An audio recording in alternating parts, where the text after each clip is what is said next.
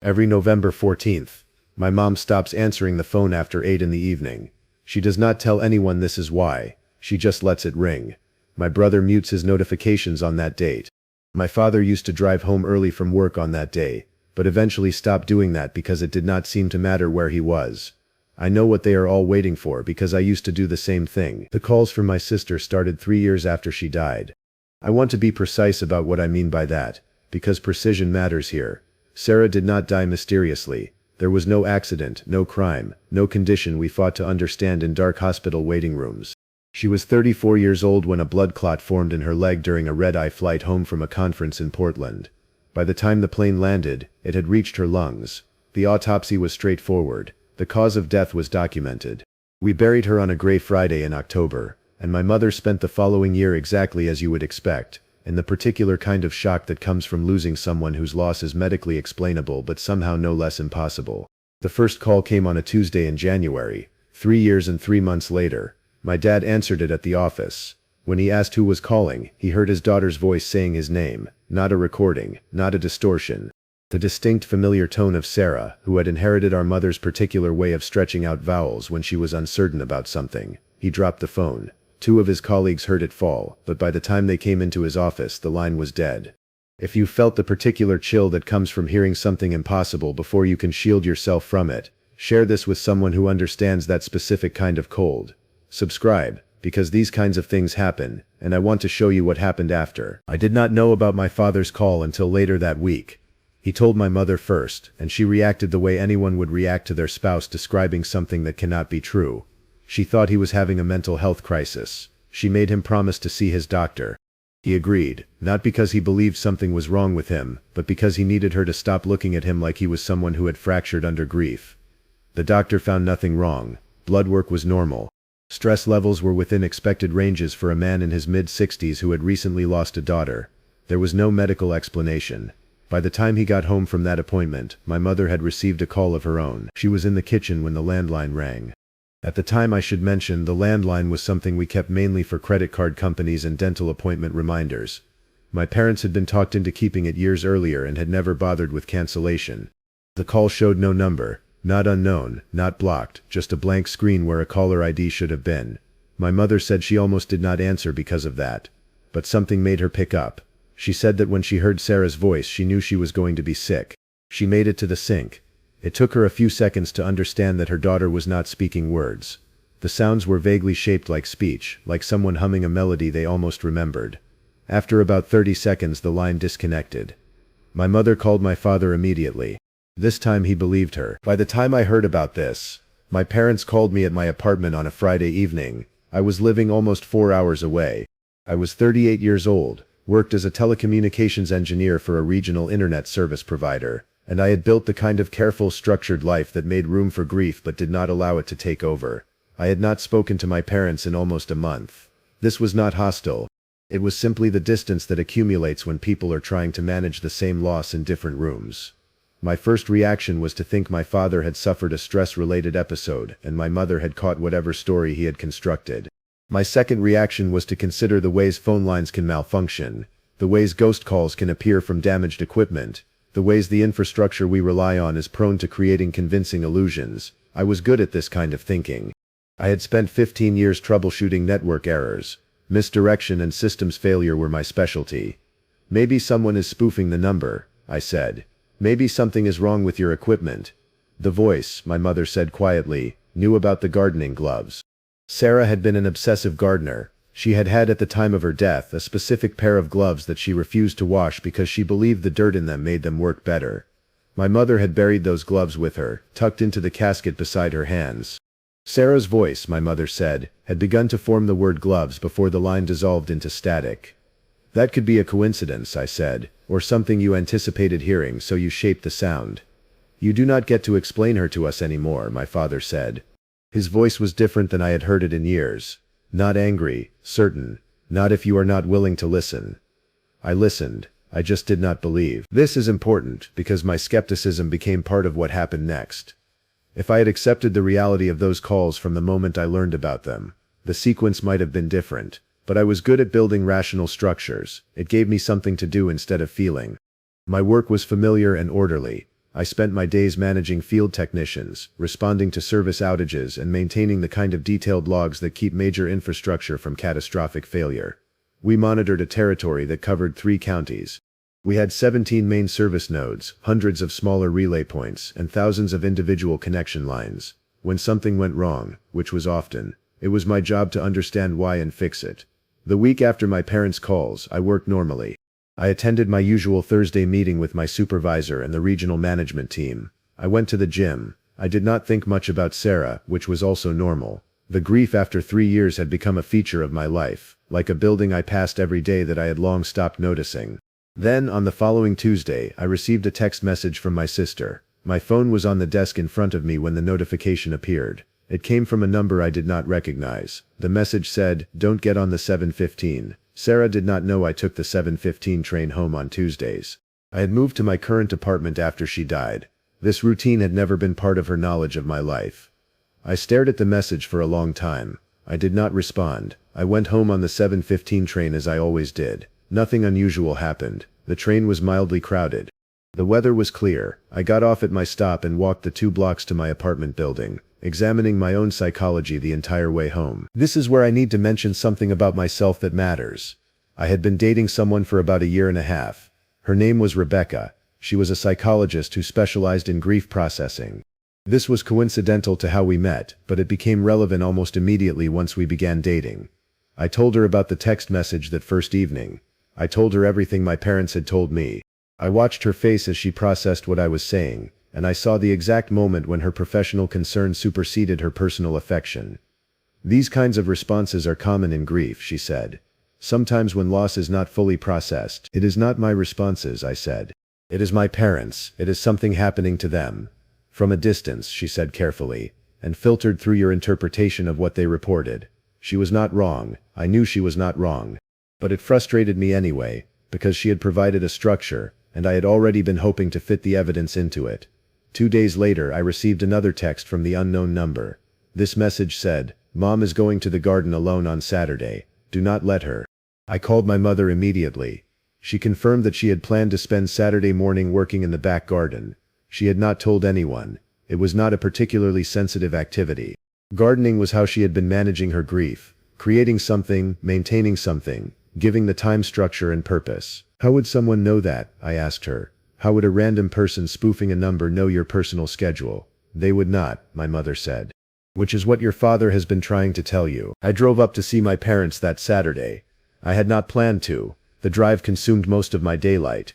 I told Rebecca I was concerned about them. She accepted this without much resistance. She had grown used to my parental anxiety, which had been sharpened by grief and never quite dulled afterward.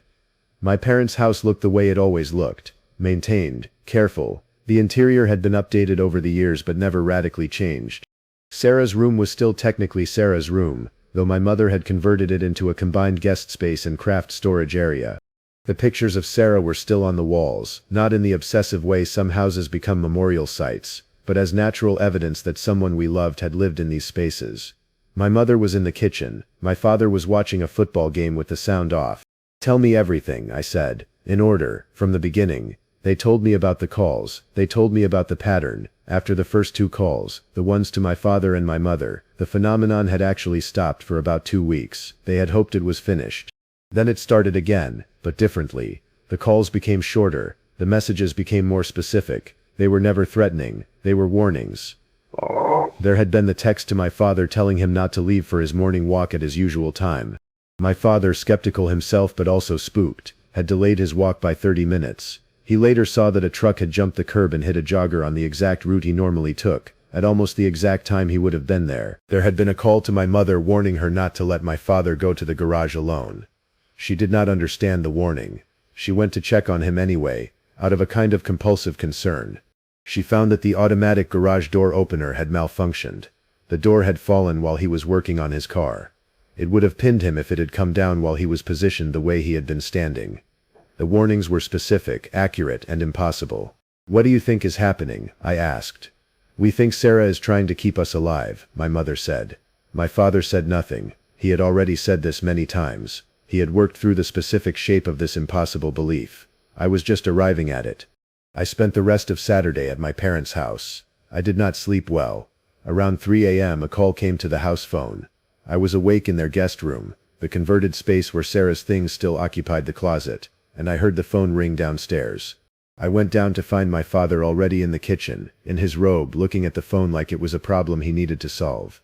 "Do not answer it," I said. "I want to know what she is saying," he said. He picked up the phone. I could hear the static, and underneath it, something shaped like breathing, and underneath that, something that might have been words. My father listened for about 30 seconds. Then he said thank you, and hung up the phone. "What did she say?" I asked. I could not make out the words. But I do not know how to describe it. I felt that she was glad I answered. I drove back to my apartment on Sunday afternoon. I did not tell Rebecca about the garage door, or the truck hitting the jogger, or my father saying thank you to his dead daughter. I told her that my parents were stable, that I had overreacted, and that the situation was manageable. I was still building the structure. I was still trying to fit everything into a comprehensible shape. The calls began to come to me after that. The first one came on a Wednesday. I was at work, in my office, managing a service outage in the southern part of our coverage area. A customer's high-speed line had gone down. The technician I had dispatched reported no visible damage to the external equipment. I was deep in the routing logs, looking for any indication of internal line degradation, when my mobile phone rang. Unknown number, no caller ID. I almost did not answer it. I was in the middle of complex troubleshooting, but something, training, instinct, or something else made me pick up.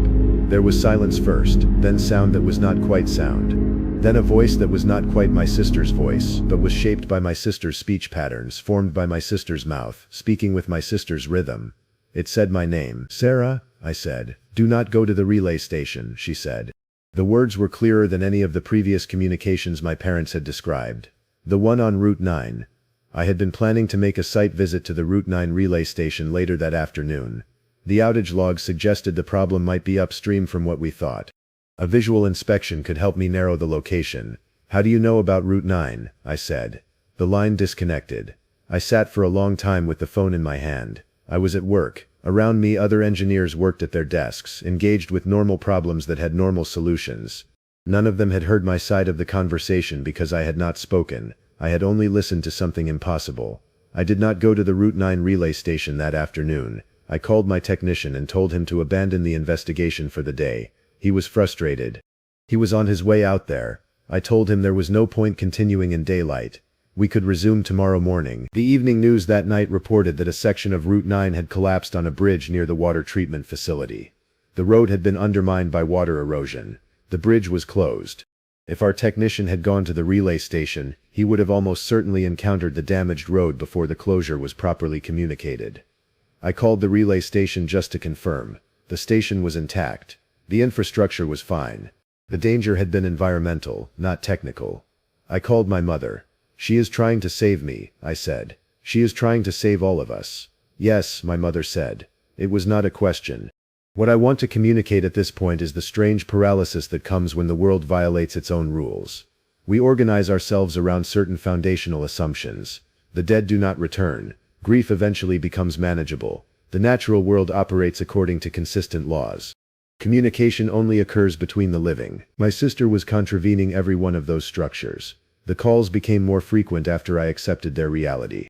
Not daily. There was no pattern to their frequency, but regular enough that I found myself living in a state of constant anticipation. I kept my phone on vibrate at all times. I checked my messages obsessively. I made decisions in my professional life based on warnings I received through a channel that should not exist. 3 weeks after the Route 9 warning, Sarah called and told me not to take a particular client service call. The client was the municipal water department. I was supposed to help them troubleshoot a connection issue at their main facility. I had rescheduled this appointment twice already. Missing it a third time would damage the relationship. I called the client and rescheduled anyway. I told them I had an equipment emergency. It was not a lie, exactly. The water department's main facility caught fire that afternoon. A transformer malfunctioned. No one was seriously injured, but the facility was offline for 3 weeks. The technician who was supposed to be handling the connection issue would have been on site at the moment it occurred. "Why is she doing this?" I asked Rebecca. "Why save me but not everyone?" "Or maybe she is only communicating with you," Rebecca said. "Maybe there are 100 things happening across the city that you never know about because you were never going to be in those places anyway." This was a different Rebecca than the one who had first listened to my grief processing theory. She had read some papers, she had consulted with colleagues, she had moved from the position that this was psychological disturbance to the position that she did not have a framework for what it was. She was trying to be supportive while remaining professionally grounded, which meant she was becoming increasingly frustrated. "I need you to see someone," she finally said. One evening in late March we were in my apartment, and she had initiated the conversation carefully, the way she did when she was about to deliver a difficult professional recommendation. "I am not insane," I said. "I am not suggesting you are. But you are making life decisions based on communications you are receiving from an impossible source. You are withdrawing from normal professional and social activity.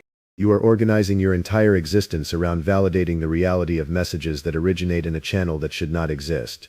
That is not insanity, but it is a psychological state that needs attention. My parents are experiencing the same thing. My father has a job he keeps and a marriage he maintains. He is not in crisis. Your father has a spouse to ground him. You have me, and I can see you slipping. I need you to see someone who specializes in what you are experiencing." We did not break up that night, but the direction had been set. I knew, with the clarity that comes from recognizing the end of something, that my relationship with Rebecca was going to conclude.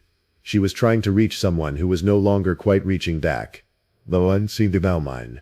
Previous calls had been warnings. They had been focused on protecting me and my family. But in April the tone shifted. Sarah began calling and saying very little.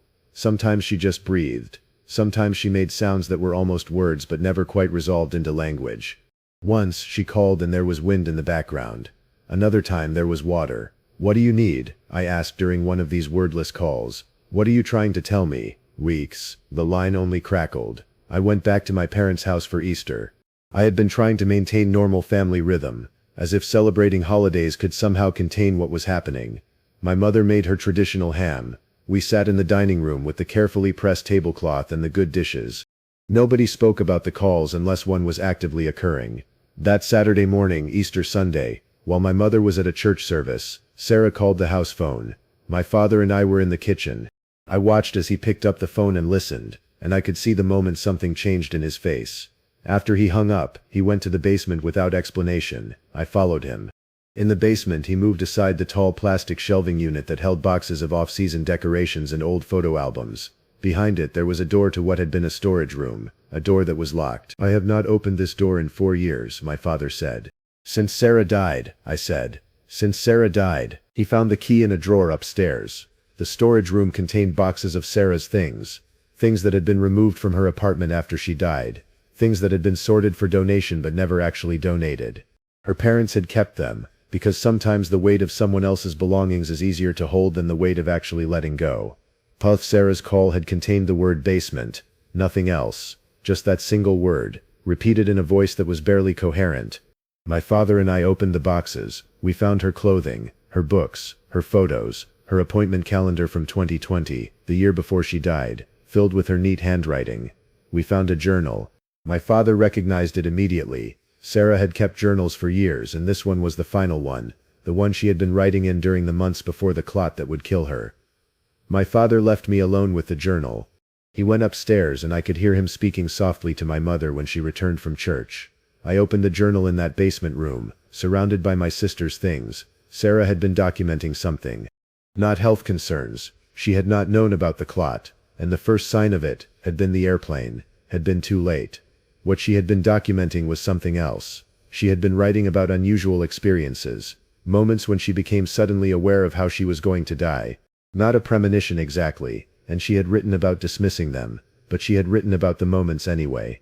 The worst part of these moments is that I know, with absolute certainty, that something is coming, she had written in an entry dated 6 months before her death. I know the way to avoid it. I have been avoiding it, but eventually avoidance runs out, and I'm aware of that too. Another entry. I keep trying to warn them, but I can't figure out how to warn them about something I don't have language for. How do you tell someone they need to avoid something when you don't know what it is? The final entry in the journal was dated 2 days before she died. I think I'm out of time. I think whatever I've been sensing is happening now, and I think the only thing that will matter afterward is whether they know that I tried, that I was trying to keep myself from what's coming. And if it comes, I was trying to keep them safe from whatever it means when people die the way I'm going to die. I sat in that basement room for a long time. I did not cry. I had cried about Sarah years ago, and what I was experiencing now was something else. This was the moment when grief transforms into something harder. The moment when you understand that the person you are mourning was, at the moment of death, trying to tell you something impossible. The calls had not started 3 years after she died randomly. They had started because Sarah had finally figured out how to cross back, not to return, not to live again, not to undo what the clot in her leg had made inevitable, but to keep us safe from the same knowledge she had carried, the knowledge that something was coming, the sense of an approach, the certainty of an ending. I brought the journal upstairs. My parents were sitting in the living room, not really watching the television. I told them what I had found. My father had suspected something like this. My mother had not, and she spent the evening in the particular kind of shock that comes from learning that your child was afraid and suffered that fear alone. We did not throw the journal away. We did not destroy it. We kept it in a safe place, something like a relic, something like evidence. The calls continued through the rest of the spring. But they had changed now. We understood them differently. They were not just warnings, they were presence. Sarah was present in the ways that remained available to her, in the gaps in the signal, in the spaces where one moment and another failed to connect smoothly. By summer the calls had become infrequent. Sometimes weeks would pass without communication. I thought perhaps that she was fading, that whatever mechanism had allowed her to cross the boundary between the living and the dead was degrading over time. The thought filled me with a sadness I had not expected, not the raw grief of losing her, but a secondary grief, the grief of losing even the impossible connection that had replaced her. In June I sent a message to Rebecca. I told her that what was happening in my life was real, or at least as real as anything we had evidence for. I told her that I understood why she needed to leave, and I was sorry that I had not been able to give her what she needed. She responded with what I think was genuine sadness. She had cared about me, but she could not build a life with someone who was receiving communications from the dead, no matter how gently those communications were framed. In July, one final call came to my phone. I was at work, sitting in my office as the summer heat pressed against the windows. I answered the unknown number, expecting one of the abbreviated, fragmented messages that had become normal. But this time there were words. "Tell them goodbye," my sister said. Her voice was clearer than it had been since that first conversation with my father. "Tell them I love them. Tell them it's okay. Tell them to live." "Where are you?" I asked. "Is this goodbye for you, or goodbye for us?" "Both," she said. "Neither. It's not goodbye. It's just that the signal is ending. Can you come back? Can you find another way?" "No," she said. "This was never meant to be permanent. This was just meant to save you." "From what?" But the line had already disconnected. My father answered when I called to tell him. My mother picked up the extension. I relayed exactly what Sarah had said. My mother wept. My father sat in silence on the other end of the line. We waited for more calls, but none came. In the months that followed, I tested the number my sister had called from. It was no longer in service. The calls were finished. What I want to convey is that closure is not a single event. It is not something that happens and then you move forward in a straight line. What happened with Sarah changed us, but not in the way that normal grief changes people. We carry not the loss of her but the impossibility of her. We carry the knowledge that something exists beyond the boundary we thought was absolute. We carry the weight of not being able to explain it to anyone else. I still work in telecommunications. I still manage field technicians and maintain service logs.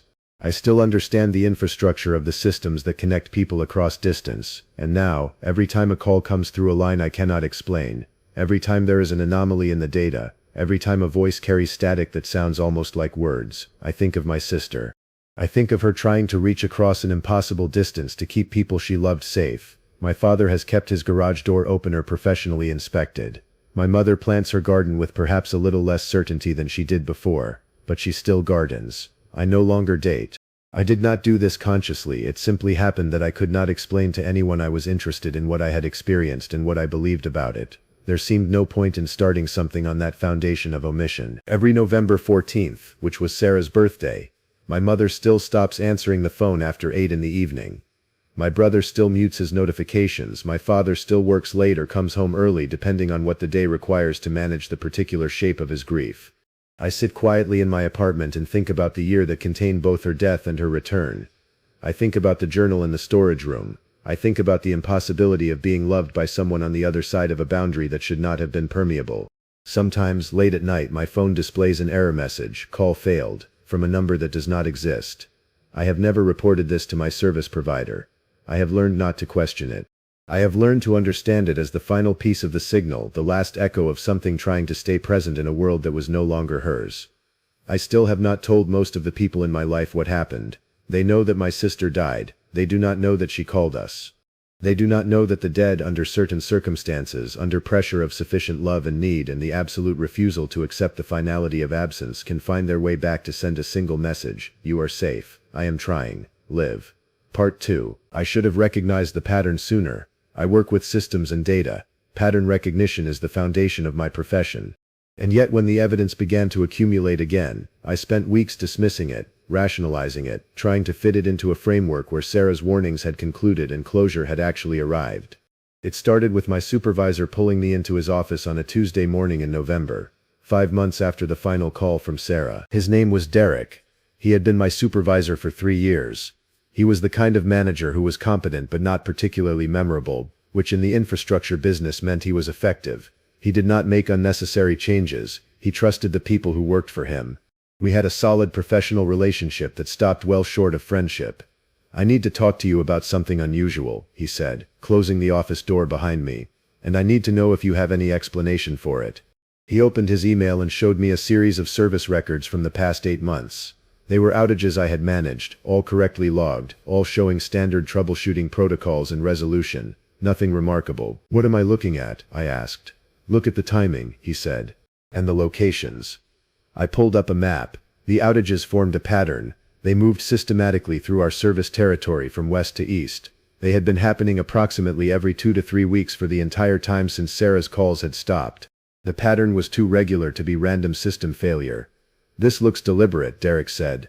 Either someone in our infrastructure is causing these outages, or someone outside our system is. And the only person with access to the schedules, the equipment locations, and the technical knowledge to predict failures in advance is you. I understood immediately what he was suggesting. I am not creating these outages. Then explain the pattern. I could not. I looked at the map for a long time. The outages were moving east, deliberately, systematically, covering specific geographic ground. It was the work of someone who wanted to disrupt service across an entire region, but not all at once. Someone who wanted to do it methodically, in a way that would take months to notice. I do not know, I said finally, but I am not doing this. Derek studied me. Your performance evaluation last quarter noted some unusual behavior changes. Decreased socialization with colleagues, avoidance of certain field assignments, personal calls during work hours. That is not relevant. It might be. I need to escalate this. Before I do, I need to know if there is anything you want to tell me. Anything that would explain this pattern or these behavioral changes. I almost told him about Sarah. For a moment I genuinely considered it, but I knew what would follow that disclosure. I would be removed from my position. I would be required to submit to psychological evaluation. The story of my dead sister calling from the impossible would be documented in my personnel file, transformed into evidence of mental deterioration. My professional credibility would not survive it. There is nothing to tell, I said. I am not creating these outages. He sent me home. He told me it was a precautionary administrative leave while the investigation proceeded. He told me not to discuss this with anyone else. He assured me that if I was cleared, the whole matter would be handled discreetly. I drove home in a state of careful anger. The pattern on the map had been specific. It had not been random, and I had not created it, but someone, or something had.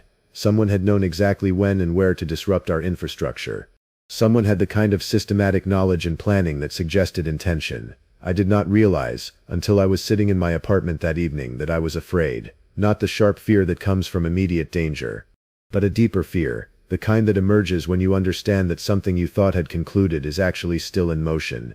Sarah had told me to live. She had told me that the signal was ending. She had said goodbye, but what if she had been wrong? What if the signal was not ending? What if it was changing? I called my parents. My father answered. I need to ask you something, I said, and I need you to think carefully before you answer. Since Sarah stopped calling, have you noticed anything unusual? There was a long pause. What kind of unusual? He asked. Anything. System failures, unexplained events. Anything that feels like it carries the same weight as the warnings did. Your mother has been keeping a log, he said quietly. She did not tell you because she thought the calls had ended, but she has been documenting things. Let me put her on. My mother's voice was careful when she picked up the phone. I have been writing things down, she said. Nothing dramatic, but I wanted to be thorough, in case something else happened. She read me the entries. They covered the past 5 months. They were a chronicle of small failures and disruptions. A section of road near my parents' neighborhood had collapsed, a sinkhole that had opened suddenly due to water erosion. It happened on a day when my father would have normally taken that route to his office, but he had left unusually early for a morning meeting. Their power had gone out twice during severe weather events, but they had received warnings both times and prepared accordingly. Other houses on their block had experienced more prolonged outages. Their water line had failed, requiring major repair, but the failure had occurred while they were home, allowing them to discover it before significant damage spread to the interior of the house. My mother's car had suffered brake failure, but it happened in their driveway while she was testing the response, not on the road where it would have been catastrophic. I think she is still protecting us, my mother said, but differently, more subtly. Like she is learning how to do it in a way that does not involve calling. That does not make sense, I said. She said the signal was ending. The signal was ending, my mother said. The calls were ending, but maybe the presence was not. I spent that night going through my own logs. I did not have a comprehensive record like my mother's, but I tried to remember the small failures and avoided disasters from the past 5 months. A gas leak in my apartment building that was caught by the super before it became dangerous. A delivery truck that had nearly hit my car, but I had decided at the last moment not to take a shortcut through a particular parking lot. A client installation that I was supposed to attend, but the appointment had been rescheduled due to equipment unavailability. The installation had occurred at a facility that, I later learned, had suffered a catastrophic server failure that had taken everyone on site offline for several hours. I tried to find the pattern. I tried to understand what my sister was doing and why. If the calls had ended, the protection had not. By the time I went to bed that night, I had a working theory. Sarah had said that the signal was ending, and she had meant it. The calls would not return. But she had not said that everything was finished. She had not said that her ability to influence events, to prevent disasters, to keep us safe, had stopped. She had said goodbye, but goodbye to a form of communication, not to presence itself. The investigation into the infrastructure outages took 2 weeks to complete. During that time I was suspended from active work. I was instructed to attend sessions with a company psychologist. The psychologist was professional and not hostile, but I could see that she had already formed her conclusions. The outages had stopped occurring after I was removed from my position. The most obvious explanation was that I had been creating them, deliberately or unconsciously, as some kind of manifestation of workplace stress or underlying psychological disturbance. I did not tell her about Sarah. I let her believe what she wanted to believe. The investigation cleared me of any deliberate wrongdoing, but the conclusion was that I had suffered some kind of mental health episode that had contributed to the pattern. I was offered 2 options. I could resign quietly, or I could be reassigned to a desk position with no field access and significantly reduced responsibilities. I chose the reassignment. I was not ready to lose the structure of my job. I was not ready to admit that something I could not explain had possibly cost me my career, but the infrastructure outages had stopped. They had been moving steadily east through our service territory, and then they had simply ceased. No outages, no patterns, no failures. The system returned to its baseline state of random distributed failure. I understood what this meant. Sarah had been trying to tell me something using the language of systems failure. She had been creating a map, moving systematically through our territory, marking something. And when I had been removed from my position, when I had stopped monitoring, stopped interfacing with the system, the message had stopped. The map was incomplete. I spent December trying to understand what she had been marking. I obtained copies of all the outage records. I mapped them against demographic data, against infrastructure age, against weather patterns, against my own location data from my phone. The pattern was absolutely clear when you had the complete picture. Sarah had been moving from west to east. She had been marking specific corridors of infrastructure. She had been doing something systematic and purposeful. But I did not have access to the service records anymore. My reassignment had moved me to a completely different department. I was reviewing billing disputes and customer service reports. I was no longer part of the infrastructure team that managed the live system. I did not know how to continue investigating the pattern without access to the data. Then, 3 days before Christmas, I received a call from someone I did not know. "My name is Thomas Vance," the man said when I answered my phone. "I work for the Department of Homeland Security. I need to talk to you about something that happened in your service territory." My first thought was that the investigation into the infrastructure outages had expanded beyond my employer. My second thought was that I was about to be arrested for something I did not do. "What is this about?" I asked carefully. "I would rather discuss this in person. Are you available to meet?" We arranged to meet the next afternoon at a coffee shop about halfway between my apartment and the city center. Thomas Vance arrived 15 minutes early. He was a man in his 50s, wearing clothes that were professional but not aggressive. He did not look like he was there to arrest me. He looked like someone who was tired of carrying a particular kind of information alone. "I am not going to accuse you of anything," he said once we were seated. "I am going to tell you something that I should not be telling you, because I think you might have some context that would help me understand it." He pulled out a folder and opened it. Inside were maps similar to the ones I had created, but much more comprehensive. They showed the entire northeastern United States, and they showed a pattern of infrastructure failures spanning the past 2 years. Power grids, communication systems, water mains, transportation networks, all moving systematically from west to east, all converging on a specific geographic location. The pattern started appearing about 18 months ago, Vance said. "We thought it was coordinated terrorism at first, deliberate sabotage. But when we started investigating, we discovered something unusual. Every single one of these failures occurred in a way that prevented a catastrophic incident. Multiple near disasters were averted through strategic infrastructure disruption." I understood what he was telling me. Someone is controlling the failures. Or something. We are not sure. What we are sure about is that the pattern is accelerating, and it is converging. All of the corridors of failure are moving toward a single point. And that point is in your service territory. Vance slid a smaller map across the table. It showed the convergence point. It was a rural area about 40 miles north of my parents' house. Mostly forest land, some small towns, a few rural properties. Nothing that seemed particularly significant. "Do you know what is happening?" I asked him.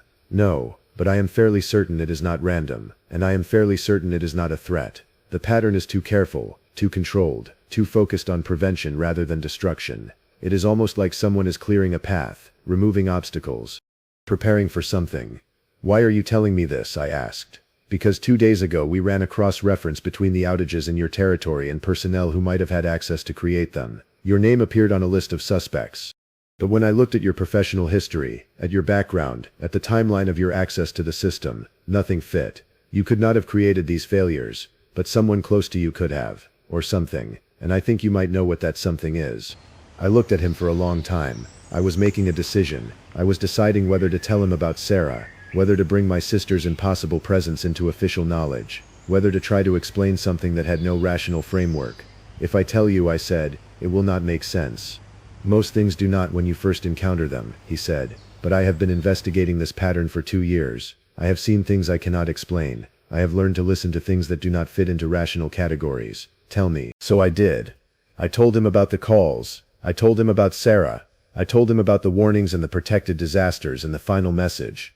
I told him about the pattern that had appeared after the calls ended. I told him everything. Vance did not interrupt. He did not make notes.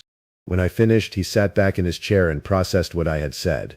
"The convergence point," he said finally. "I need to know if your sister had any connection to that area. Did she have family there? Did she work there? Did she ever mention it?" I tried to remember. Sarah's life had been in the city where my parents lived. She had worked locally. She had kept her social circle close to home. But I was remembering something. A conversation from years before. Something that Sarah had mentioned in passing. "She did research," I said slowly. "For her job, before she became a gardening consultant. She worked in environmental analysis. She did water quality assessment and monitoring. She went out to field sites sometimes. I remember her mentioning a water treatment facility north of the city. She was testing for contamination." "Do you remember when?" "No, years ago, maybe 5 years before she died." Vance pulled out his phone and made a call. He did not identify himself. He simply said, "Cross-reference the convergence point with water treatment facilities. I need to know if there was any environmental testing conducted in that area in the years leading up to 2019. He waited while someone on the other end looked. Then he nodded slowly. "It matches," he said into the phone. "Yes. Send me whatever records you can find. And I want a team dispatched to the convergence point. Preliminary reconnaissance only. I want to know what is actually located there." He ended the call and looked at me. "Your sister conducted environmental testing at a facility that is located within 2 miles of the convergence point of this pattern. And now she is systematically clearing infrastructure corridors toward that location. Do you understand what that suggests?" "That she found something," I said. "Something in the water, something that is still there. Or something that is still happening, yes." Vance left the coffee shop with my contact information. He told me not to discuss this conversation with anyone. He told me that he would be in touch. And then he was gone, leaving me alone with the implications of what he had suggested. I spent Christmas week in a kind of paralysis. I could not call my parents and tell them what I had learned, because I did not have enough information to make the telling coherent. I could not ask questions about my sister's work from years earlier without raising suspicions about why I suddenly cared about something so distant and irrelevant. But I could research. I spent my evenings in my apartment, accessing databases I still had credentials for, pulling water quality records from the years when Sarah had been conducting her analysis. I found the test results from the facility near the convergence point. I found the parameters she had been measuring. I found the initial results showing elevated contamination levels in the groundwater supply. And then I found the follow-up report written 6 months later indicating that the contamination levels had decreased. The problem had been addressed. The facility had undergone remediation. The water was safe. But there was a note in the file that I almost missed. It was a comment from a facility manager, added years after the initial report. It said, "Contamination has returned. Levels increasing. Recommend immediate intervention." The date on that note was 4 months ago. I called Vance. It took him 3 hours to call me back. The facility was being contaminated, I told him. My sister identified it years ago. It was addressed. But the contamination has returned, recently, within the time frame of all these infrastructure failures. We know, Vance said. We have been conducting testing of our own. The contamination levels are extremely elevated. The water is not safe for human consumption. But here is where it gets complicated. The facility serves a region of approximately 40,000 people.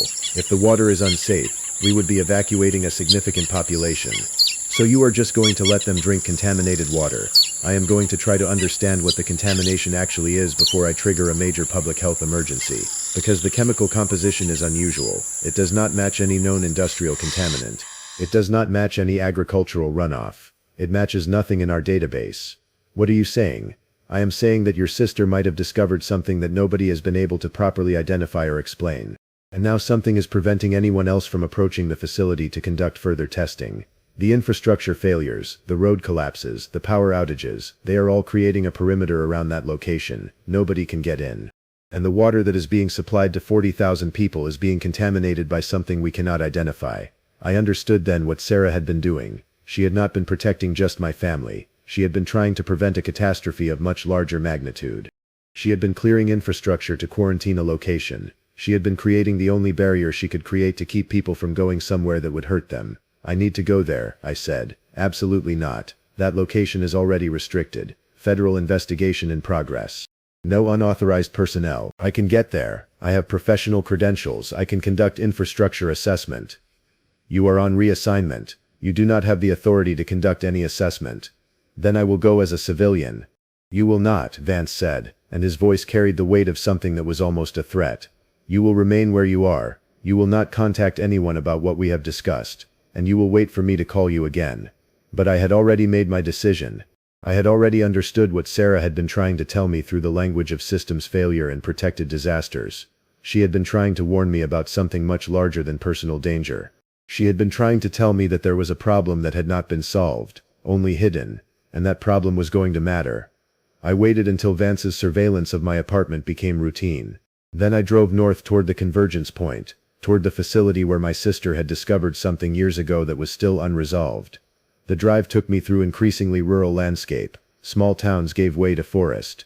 Paved roads deteriorated into service roads. The infrastructure around me became visibly older, less maintained.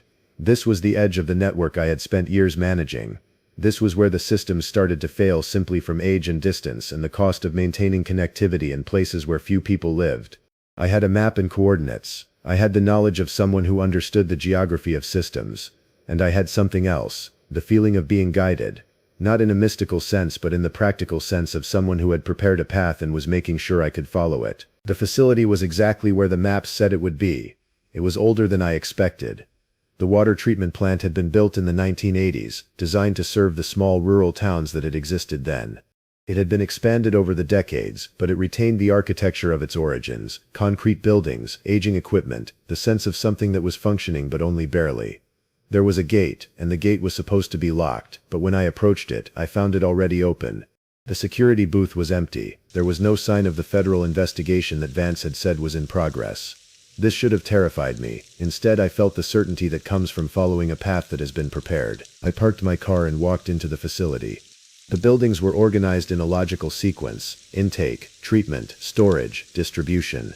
I had the technical knowledge to understand roughly how a water treatment plant worked, even if I had never specifically studied one. The problem was not going to be in the intake or the treatment areas.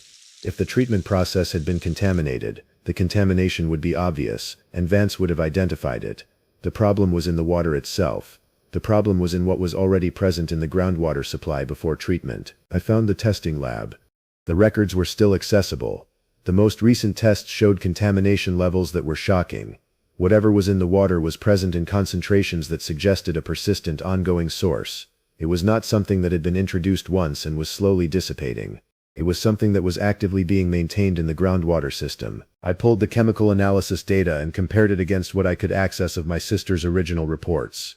The contamination agent was the same chemical structure she had identified years ago. It had never actually been removed. It had been covered up. The remediation that had supposedly solved the problem had only hidden it.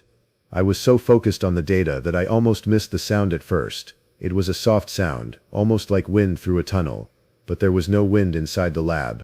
And as I listened to it, I realized it was not environmental. It was coming from the water pipes themselves. I followed the sound to the main distribution line. The pipes carried water from the treatment plant to the region beyond. And running through those pipes was water that was actively contaminated with something that science could not identify or explain. I placed my hand against the pipe. I could feel the vibration of movement through the metal. I could feel the flow of poisoned water moving toward 40,000 people, and I could feel something else, a presence, subtle and unmistakable. "Sarah, show me," I said to the empty lab. The pipe vibrated differently. A pattern emerged. I realized that what I was feeling was information. My sister was using the only medium available to her, the movement of water through the system, to communicate. She was trying to tell me what the contamination was, but I did not have the right translation framework. I needed something else. I needed to see what she was seeing. I needed to access something deeper than the present moment. I went back to the records. I pulled the complete historical file of my sister's work from years ago, and I found something I had not noticed before, a personal note at the end of her final report. "I cannot identify the source of this contamination," Sarah had written. "The chemical compound is stable and persistent, but the mechanism of its creation is unknown to me. I have documented what I can see, but I am limited by what science currently understands. The facility management has chosen not to publicize these findings, citing economic concerns for the region. I am noting my objection, but I accept their decision. I hope that better understanding will eventually allow this contamination to be addressed. If it is ever to be solved, someone will need to approach this problem from an angle that science has not yet considered." I understood then. Sarah had been trying to tell me something for 3 years, through impossible channels, trying to guide me toward a location and a problem that could not be solved through normal systems. She had been trying to tell me that there was something in the water that required a different kind of understanding. Something that required the kind of attention that only someone who could cross between the living and the dead could provide. I stayed in the lab through the night. I documented everything. I photographed every record, and as dawn began to break, I felt the presence recede. Sarah was still there, but the intensity of communication was fading. By the time Vance's team arrived, and I knew they would arrive, because Sarah would have made sure I was found before anyone else discovered what I had found, I was sitting in the facility's waiting area, with all the documentation organized and waiting. Vance was furious. But he was also unsurprised. He had known I would go. He had probably planned for it, had probably tracked my location, had probably calculated that allowing me to be the first to access the facility was safer than trying to prevent me from going.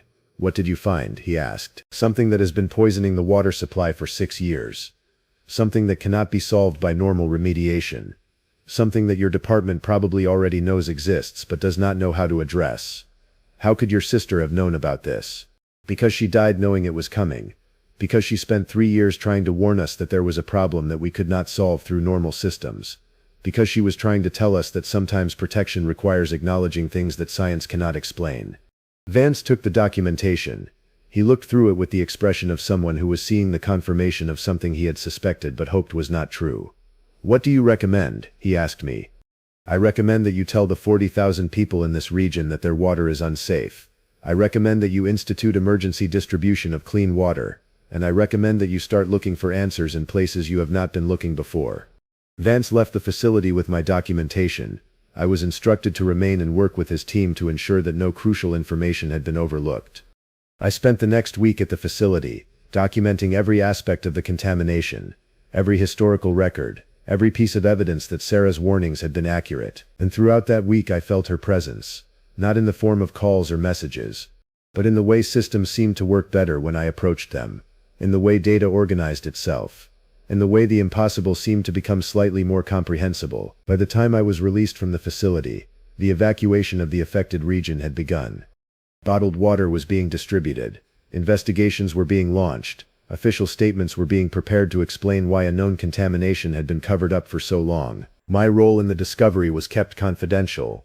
Vance ensured that my name did not appear in the official documentation. My connection to Sarah was not mentioned. I was simply the person who had happened to be in the right place at the right time, but I knew the truth. I knew that Sarah had guided me there. I knew that her warnings, even after they had stopped taking the form of phone calls, had continued in the only way they could. She had been trying to protect not just my family but all the people whose water was poisoned by something that could not be explained. And in the months that followed, as the investigation deepened and the true nature of the contamination began to emerge, I realized that Sarah had known about this problem all along. She had discovered it years before her death. She had tried to warn the people in her professional capacity. She had been ignored, and then she had died. And then she had come back, in the only way available to her, to make sure that the warning could not be ignored a second time. The contamination was eventually addressed through a combination of new treatment technologies and external water source development. The 40,000 people in the affected region eventually had access to safe water again. The facility management who had covered up the initial findings faced legal consequences that were largely sealed from public view, and my sister's name was never mentioned in connection with any of it. Her role in the discovery and prevention of the crisis remained impossible, remained unexplained, remained something that only a handful of people would ever know was real. I returned to my work. I was eventually reinstated to my previous position, once the investigation into the infrastructure outages had been officially closed. I did not ask how it was closed or what explanation was provided. I did not need to know. What mattered was that I could return to the systems I understood, to the infrastructure that connected people across distance. But I understood now, in a way I had not understood before, that systems can carry meaning beyond their functional purpose. That the language of failure and protection can communicate across boundaries that should not be permeable. That love, when it is strong enough and specific enough and desperate enough, can find ways to persist even after the body that generated it has ceased to exist. My mother no longer needs to stop answering the phone on November 14th. My father has stopped waiting for the garage door to fail. My brother has resumed normal notification settings on his phone. But I do something different. Once a month I make a pilgrimage to the water treatment facility where Sarah discovered the contamination that would have killed thousands if it had not been addressed. I do not do anything when I am there. I do not investigate or document or troubleshoot. I simply sit in the testing lab where I felt her presence most clearly, and I remember what it means to be guided by someone who is no longer present in the way presence is normally defined. The water is safe now. The contamination has been addressed. The system works the way it is supposed to work. And somewhere in the space between the possible and the impossible, my sister is finally at rest, knowing that her warnings were heard, knowing that the people she loved remained safe, knowing that the problem she could not solve in life had been solved through the particular kind of persistence that only the dead can offer. My name is Elena Hartley, and I have worked as an archivist and research librarian at the Laurel Creek Historical Society for 23 years. My job is to preserve and provide access to historical documents, photographs, maps, letters, and records that document the life and history of the region. I help genealogists trace their family lines. I assist students with local history projects. I maintain the physical integrity of documents that span more than 2 centuries. I believed in the work. I believed that history, when properly documented and understood, could illuminate the present. I believe that stories, even difficult stories, even tragic stories, needed to be preserved and made available to those who wanted to understand what had happened in the places where they lived. I believe that until I discovered what happens when you understand certain stories too completely. If you work in fields that require research, if you believe that knowledge and documentation are always valuable, if you have ever felt the compulsion to solve a mystery or understand something completely, then subscribe and share this with someone who might need to hear that some investigations have a cost that goes beyond the time you spend on them. The Carruthers family had been prominent in Laurel Creek since before the town was officially incorporated. They had owned timber operations, rail interests, property throughout the county. The family house, a Victorian mansion built in 1889, still stood on the outskirts of town, though it had been converted to a bed and breakfast establishment in the 1990s. I knew the basic family history. Every archivist in Appalachia knew something of the prominent families, the ones who had shaped the region's development and whose stories were interwoven with the commercial and social history of the mountains. But I did not know the Carruthers family story in depth until a young woman came into the archive looking for genealogical information. Her name was Sarah Chen. She was 34 years old, and she was researching her mother's side of the family. Her mother had been a Carruthers, born and raised in Laurel Creek, but she had left the region when she was 18 and had never returned. Sarah wanted to understand why. She wanted to know what had driven her mother away so completely that she had spent 50 years never speaking about her family or her hometown. I have some information that might help, I told Sarah. Let me pull our records on the Carruthers family. I knew where the files were located. The archive occupied the entire second floor of a historic building in the center of town. The Carruthers materials were in a Section 1 accessed regularly. I had a box of correspondence, some photographs, some property documents, and a detailed diary kept by Margaret Carruthers in the 1950s. When I pulled the materials out and laid them on the research table, Sarah's face changed. She looked at the documents the way someone might look at something precious that had been lost long ago. I did not think there would be anything, she said quietly. My mother never wanted to talk about them, but she saved a photograph of the house. She kept it hidden. I found it after she died. I helped Sarah through the research process over several weeks. I showed her how to read the archival materials, how to interpret the family tree, how to cross-reference information from different sources. Sarah was meticulous and thorough. She wanted not just names and dates, but context. She wanted to understand who these people were, what their lives had been like, what had happened that was important enough to make her mother leave and never return. It was Sarah who first noticed the pattern. There are gaps, she said one afternoon, several weeks into her research. Look at the diary entries. Margaret writes almost every day in 1954, and then the entries stop for 3 months. Then they resume. But something is different. The handwriting is different. The tone is different. I looked at the diary more carefully. Sarah was right. The entries from July, August, and September of 1954 were missing entirely. The October entry, when the diary resumed, showed a significant shift in Margaret's voice. She wrote about mundane household matters, but there was an undertone of something broken, something fundamentally altered. Family crisis of some kind, I suggested. It was not uncommon for people to stop writing during traumatic events, or to be unable to write while processing trauma. But Sarah wanted to know more. She wanted to understand what had caused the gap. She wanted to find evidence of what had happened during those 3 months. I helped her search through other sources. We looked at correspondence from Margaret's family members. We examined newspapers from that period. We reviewed property records and any documentation that might shed light on what was happening in the Carruthers household in the summer of 1954. What we found was a single mention in the Laurel Creek Gazette from August 15, 1954. A brief article reported that the Carruthers family had reported their youngest daughter, Elizabeth, as missing. Elizabeth was 11 years old. She had last been seen on the morning of August 10th, when she left the house to play in the woods near the family property. When she did not return by evening, the family had called for help. The article reported that search and rescue teams had combed the area for several days. No trace of Elizabeth had been found. No explanation for her disappearance had emerged. That was the entire article. 3 sentences. No follow-up, no resolution, no indication of what had eventually happened. She disappeared, Sarah said, staring at the article. My great-aunt, she just vanished. I searched our records more thoroughly, looking for any additional information about Elizabeth's disappearance. What I found was disturbing in its absence. After the initial article, there was nothing. No follow-up reports. No articles about the investigation. No missing person notices. It was as if the disappearance had happened, had been briefly acknowledged, and then had been completely erased from the public record. But in Margaret's diary, when the entries resumed in October, there was a single reference. In an entry dated October 3, 1954, Margaret wrote, I saw her today, in the woods beyond the fence. She was wearing the same dress. I know it is not possible, but I saw her. There were no other references to Elizabeth in the remaining diary entries, but there was a pervasive sadness in Margaret's writing from October onward, a sense of something unresolved, something that had broken the family's ability to move forward. Sarah was consumed by the mystery. She came to the archive several times a week, spending hours going through materials, searching for any reference to Elizabeth, any documentation of the search efforts, any explanation for why the disappearance had been so completely suppressed. People do not just vanish, Sarah said to me one afternoon. If a child goes missing, there would be massive search efforts, there would be newspaper coverage, there would be investigation, but this is like she never existed. It is like the family decided to erase her after she disappeared. I was becoming concerned about the intensity of Sarah's interest in the mystery. I had seen this before, the way genealogical research could sometimes become an obsession, the way unanswered questions could consume someone's attention. But I was also a researcher at heart, and I wanted to help Sarah find answers. So I went deeper. I pulled together everything we had related to the Carruthers family. I cross-referenced newspaper archives from surrounding towns, in case the story had been reported more extensively elsewhere. I contacted other historical societies in the region, and asked if they had any information about the disappearance.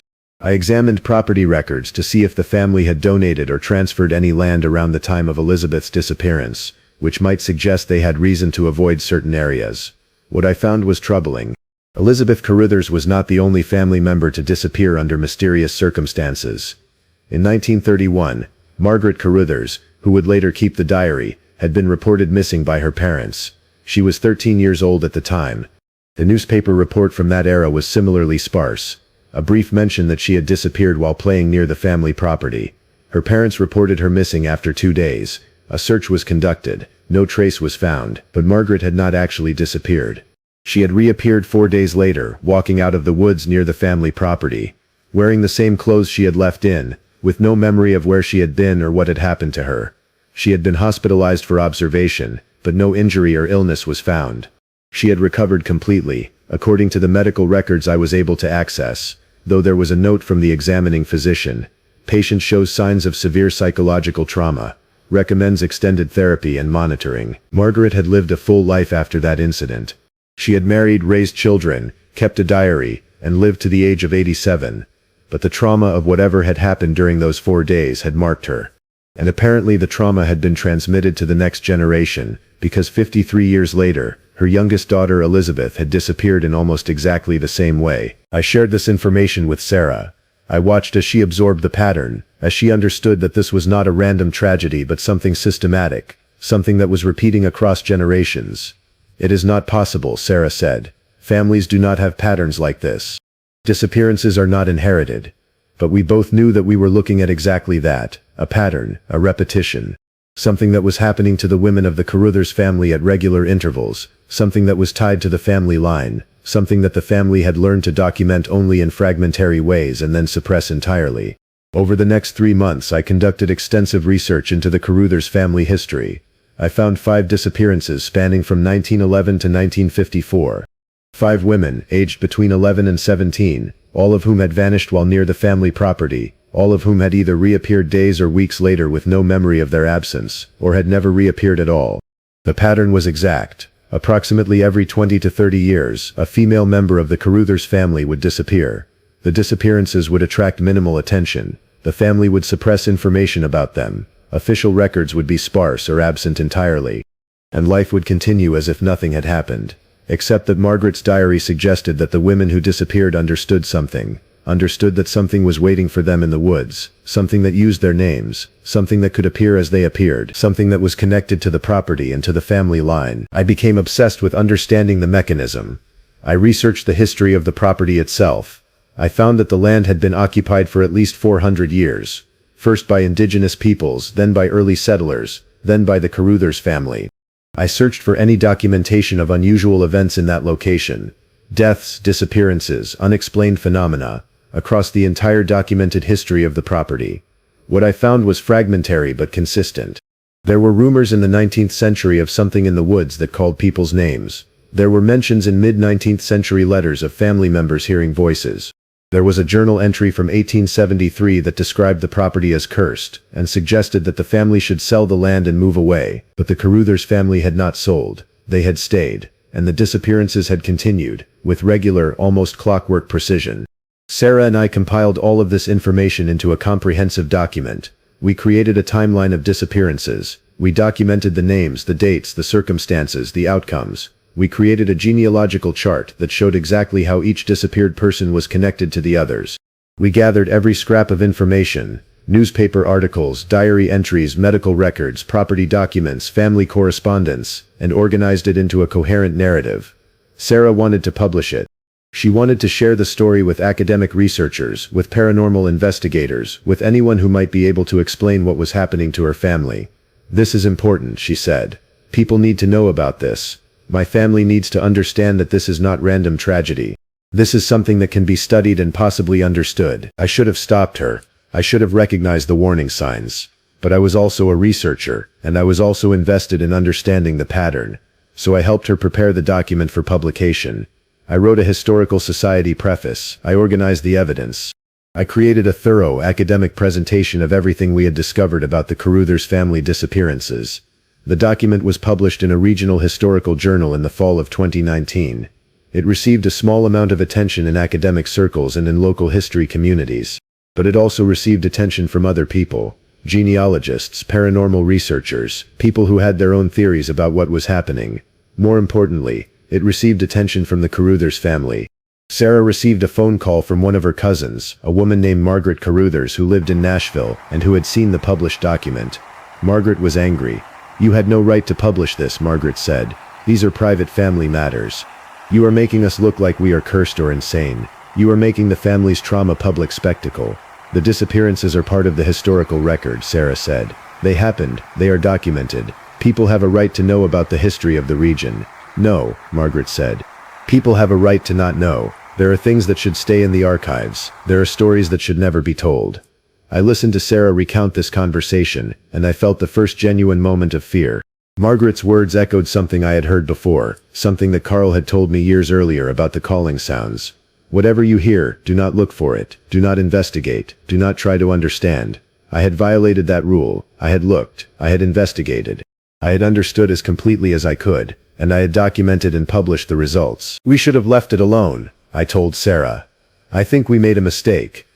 But Sarah was committed to the research. She had found something that nobody else seemed to have noticed, and she was not going to abandon it now, just because her family was angry with her.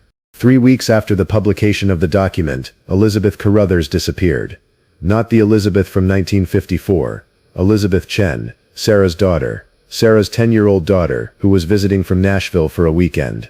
Elizabeth had gone to visit the Carruthers family property with her mother on a Saturday afternoon. Sarah had wanted to show her daughter the place where her family's history had been rooted. Elizabeth had been playing near the woods while Sarah sat on the porch. When Sarah went to check on her daughter an hour later, Elizabeth was gone. Search and rescue was called immediately. The authorities conducted an extensive search of the property and the surrounding woods. Sarah was devastated, convinced that the disappearances that had plagued her family for generations had claimed another victim.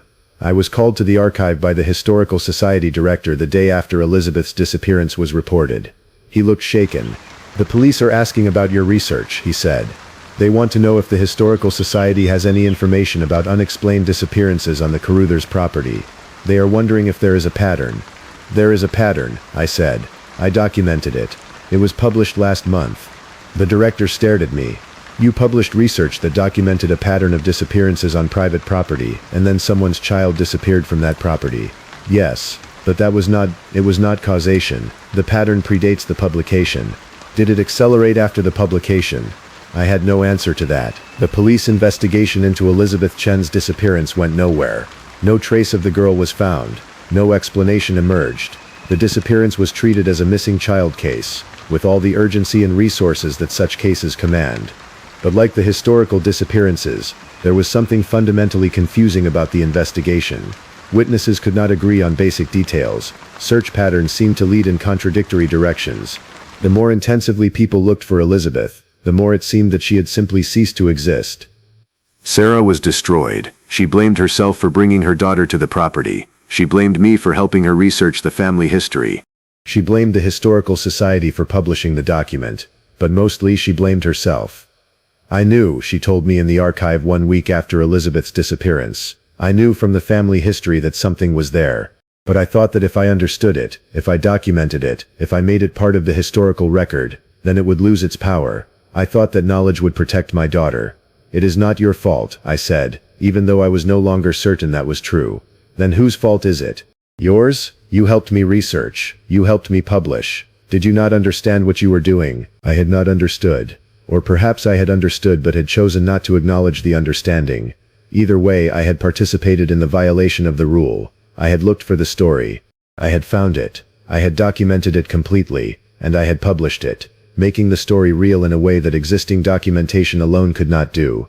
2 weeks after Elizabeth's disappearance, she reappeared. Sarah was sitting in her motel room in Laurel Creek when there was a knock at the door. When she opened it, Elizabeth was standing there. She was wearing the same clothes she had disappeared in. Her hair was the same length. Her physical appearance was completely unchanged. But she did not remember anything. She had no memory of where she had been. She could not explain how she had come to be standing outside her mother's motel room. She seemed confused and disoriented, but she was physically unharmed. She was also different in a way that was difficult to articulate. Sarah described it to me over the phone. She looks like my daughter, but something about how she moves is different. Something about how she speaks is different. It is like she is not quite in sync with the way time is supposed to work. Elizabeth was taken to the hospital for evaluation. The doctors found nothing physically wrong with her. There was no sign of abuse, no indication of trauma, no explanation for the disappearance or the return. She was cleared to be discharged after 48 hours. Sarah took her daughter home to Nashville. She did not return to Laurel Creek.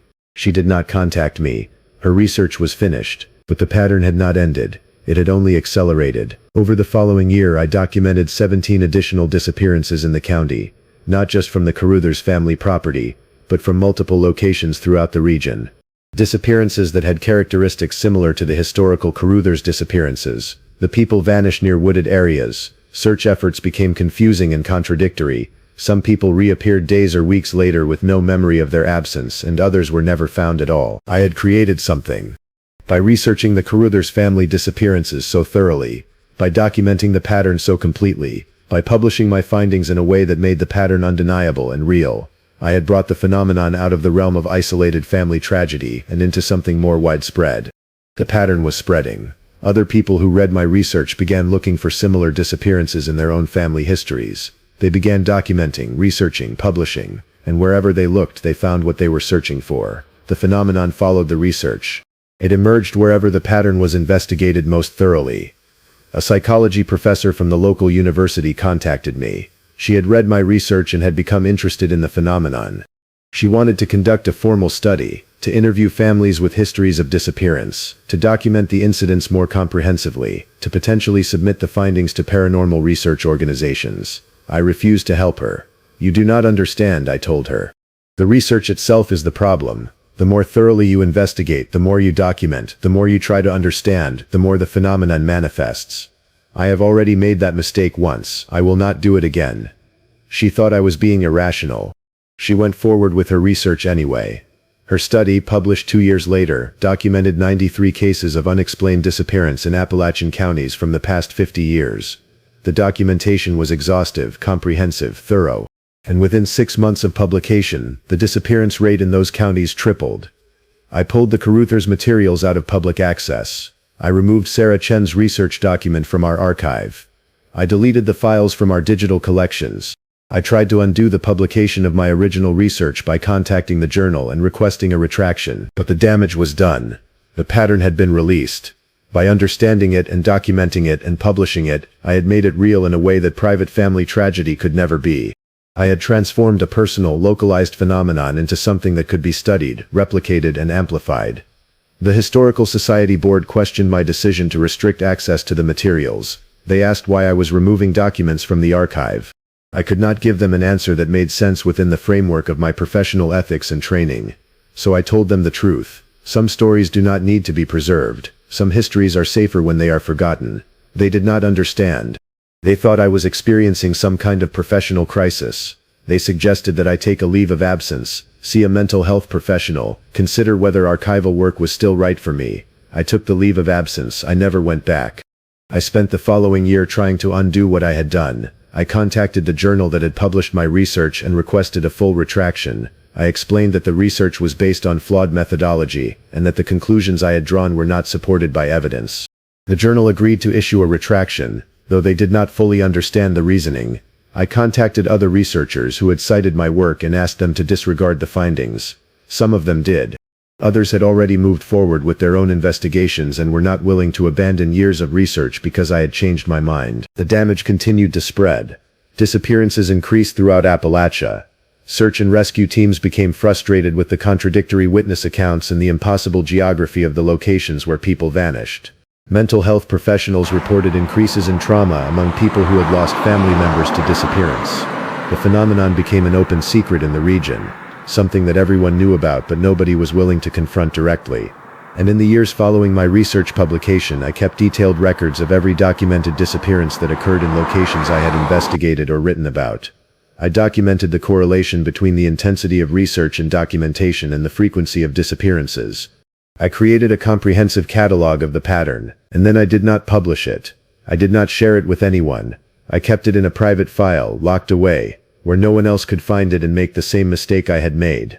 The rule, the warning that had been passed down through the Appalachian communities, was not about refusing to listen to calling sounds or avoiding specific dangerous locations. It was about the danger of investigation itself. It was about the understanding that some stories become more dangerous once they are known, once they are documented, once they are made part of the permanent record. The act of looking for the story makes it real. The act of finding the story concentrates it. The act of understanding and documenting the story gives it power and structure and the ability to spread. I destroyed my research files 3 years ago. I burned the copies I had kept. I removed myself from every research project that involved disappearances or unexplained phenomena. I stopped working in libraries and archives entirely. I could not be responsible for helping anyone else discover and document the things I had documented. Sarah Chen called me once, 2 years after Elizabeth had reappeared. She had stopped trying to understand what had happened to her daughter. She had accepted that some experiences cannot be explained, some questions cannot be answered, some mysteries cannot be solved. "I think Elizabeth is gone," Sarah said. "The girl who came back is wearing her face and speaking with her voice, but my daughter is not inside that body anymore. Something else is.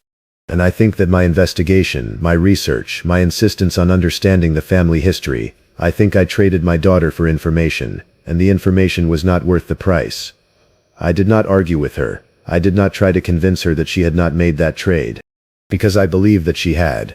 I believed that by researching the Carruthers family history, by documenting the disappearances, by publishing the findings, both Sarah and I had made a choice, consciously or unconsciously, to sacrifice something precious in exchange for knowledge. And I believed that sacrifice was the mechanism. That was what the phenomenon was actually trying to do. It was not simply trying to take people, it was trying to trade. It was offering knowledge in exchange for loss. And the more thoroughly you pursued the knowledge, the greater the loss would be. The warning, "Whatever you hear, do not look for it," was not about sound or place. It was about curiosity itself. It was about the human drive to understand, to document, to preserve. It was about the recognition that some mysteries, when solved, cost more than they are worth. I have built a different life now. I work in retail, a position that requires no research, no investigation, no documentation of anything beyond basic point-of-sale transactions. My work is ephemeral. At the end of each day the records are erased. Nothing accumulates. Nothing is preserved. I have not visited the archive in 5 years. I do not read historical documents. I do not conduct research. I have deliberately constructed a life that is dedicated to the forgetting of things, rather than the preservation of them. But I still keep one document. It is not published. It is not archived. It is not available to anyone else. It is a single page that I have carried with me since the year after I removed myself from the field. On that page I have written the pattern I discovered, distilled into its essential truth. It is a warning for anyone who might find my research, anyone who might want to continue the investigation I started, anyone who might feel compelled to understand the phenomenon more completely. The warning says this: the disappearances in Appalachia follow a pattern of appearance tied directly to the intensity of investigation and documentation. The phenomenon does not exist in isolation. It is not a mystery that can be solved through traditional research methods. It is instead a mechanism of exchange. It trades understanding for loss.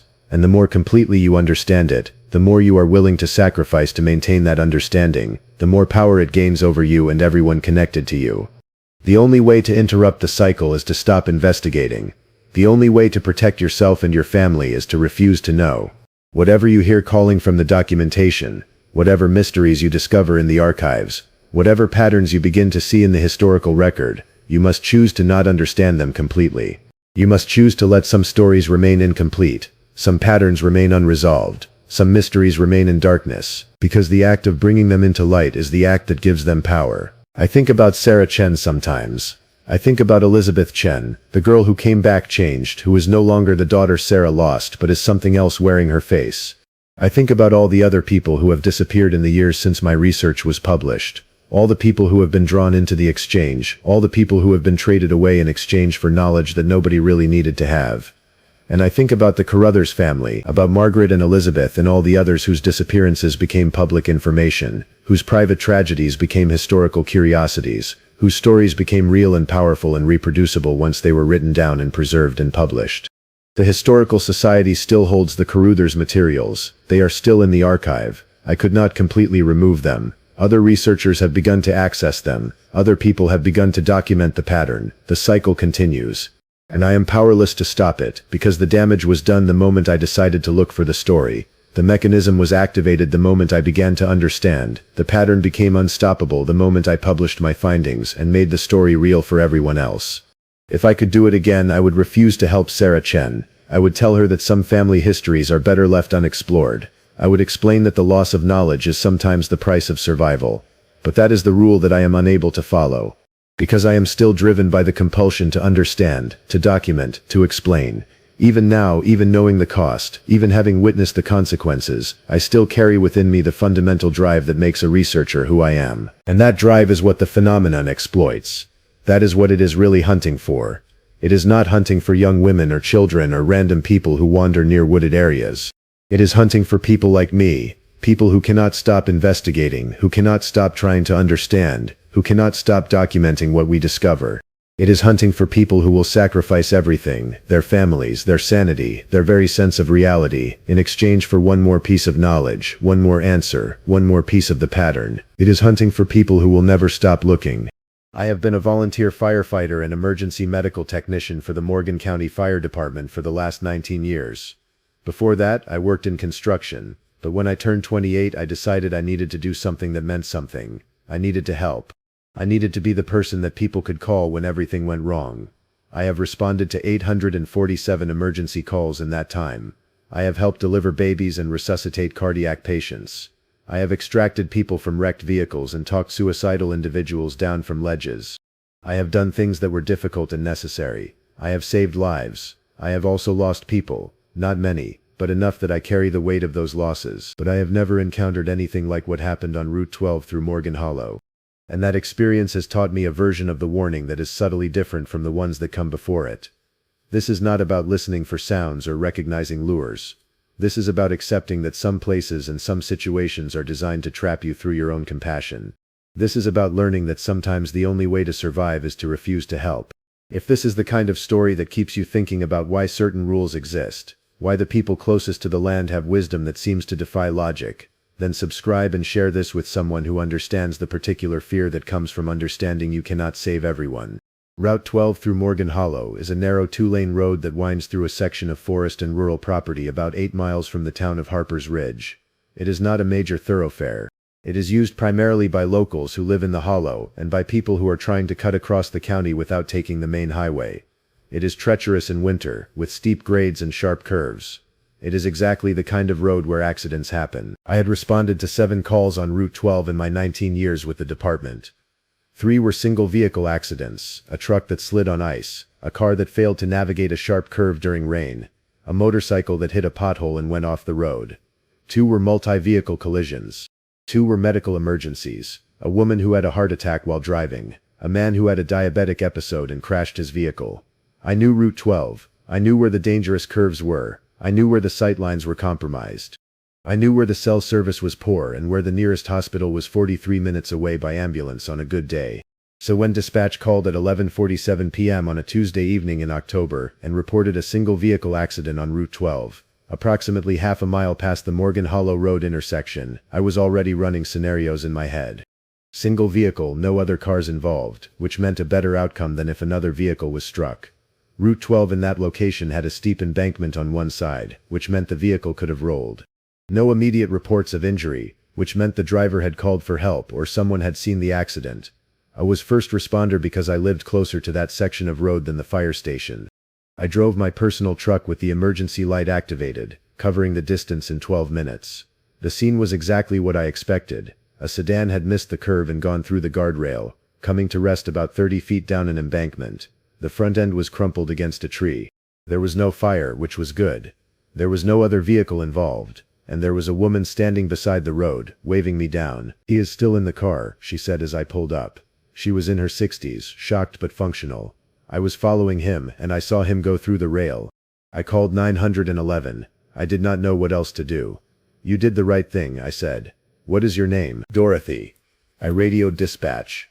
First responder on scene. Single vehicle down embankment, one occupant, witness on scene, sending patient information as available. I grabbed my medical kit and flashlight and began making my way down the embankment. It was steep and covered with loose rock and dead branches. I was careful, testing each foothold. A twisted ankle or broken leg would not help anyone. The vehicle was a 4-door sedan, maybe 10 years old, with significant front-end damage. The driver's side door was partially open. I could see a figure slumped over the steering wheel. Hey, I called out. Can you hear me? Help is on the way. The figure did not move. I reached the vehicle and immediately assessed for hazards. No fire, no strong smell of fuel, no visible gas leak. The engine was off. I looked at the driver, a man in his 40s, unconscious, with a significant laceration on his forehead. I checked for a pulse. It was there, weak but present. Respirations were shallow. He had significant head trauma, possibly internal injuries from the impact. This was going to require immediate transport to a trauma center. Can you hear me? I asked, speaking directly into his ear. You are going to be okay. Help is on the way. Homeland. He made a small sound, not quite a word, but an acknowledgement that he was present enough to respond to stimuli. I was so focused on the initial assessment that I almost did not notice the problem, but then I looked up, and I realized that I could not see the road anymore. The embankment between me and the roadway had obscured the light from my truck. When I looked toward the roadway, I saw only darkness. This seemed odd. The truck headlights should have been providing illumination. The light should have been bleeding down the embankment even if I was now below the angle of direct sight. I called up to Dorothy. Can you see my truck? There was a pause. Then, no, it is gone. Where did it go? That made no sense. The truck was 30 feet away, at the top of the embankment, parked on a paved road. It could not have gone anywhere. I climbed back up the embankment to check. When I reached the top, I found the truck exactly where I had left it. The headlights were on. The emergency light was flashing red and blue. The truck was visible and exactly as I had left it. But Dorothy was not there. I called out for her. Dorothy? No response. I radioed dispatch. I need an update on responding units. I am at the scene of the Route 12 accident. I have one patient with significant head trauma, and I have lost visual contact with a witness. Copy, dispatch said. Harper's Ridge ambulance is 8 minutes out. Fire truck is 10 minutes out. 8 minutes. I could manage this alone for 8 minutes. I would stabilize the patient, keep him immobilized, prevent further injury. When the ambulance arrived, we would transport him to Morgan County Medical Center, and his trauma team would take it from there. I went back down the embankment. The vehicle was still there. The patient was still unconscious. But when I looked at his face more carefully, something was wrong. His features were different than they had been 5 minutes ago. His hair was longer. His facial hair was different. The laceration on his forehead was still present, but its exact location had shifted. I checked his pulse again. Still present, still weak. I pulled my phone out and took a photograph of his face, just to document the condition and ensure I had accurate baseline information. The photo showed exactly what I was looking at. A man in his 40s with head trauma, unconscious, requiring immediate transport. I waited for the ambulance. At the 8-minute mark I heard the siren in the distance. Good, they were on time. But when the ambulance came, it did not arrive on Route 12. It arrived at the scene of the accident directly. It was suddenly just there, visible through the trees, without having come up the road to reach me. The paramedics got out, a man and a woman I recognized from the station. They had their equipment with them, but they were looking around like they were confused about the location. Marcus? The male paramedic said. Where is the patient? Down the embankment, I said. Single vehicle, head trauma, unconscious, weak pulse. Did you move the vehicle? The female paramedic asked. No, it went through the guardrail. It is down here. But when I looked toward the embankment, I saw that the guardrail was intact. There was no gap. There was no obvious location where a vehicle would have gone through. Where? The male paramedic asked. I was confused now. I looked back toward where I had been standing moments before, and I could not see the vehicle. I could not see the embankment the way I had been seeing it. The geography of the location seemed to have shifted. It was right here, I said, pointing to a specific location. The female paramedic looked at me with concern. Marcus, there is nothing there. There is no accident. There is no vehicle. Dispatch said you had a call in, but when we arrived and looked around, we did not see anything. I walked to the location I had indicated.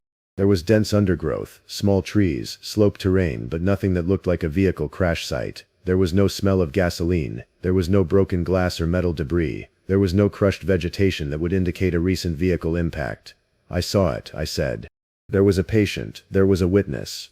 When did the accident occur? The male paramedic asked. I checked my watch. 14 minutes ago.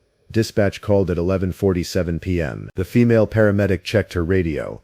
Dispatch, this is Harper's Ridge Ambulance. We are at the reported location on Route 12.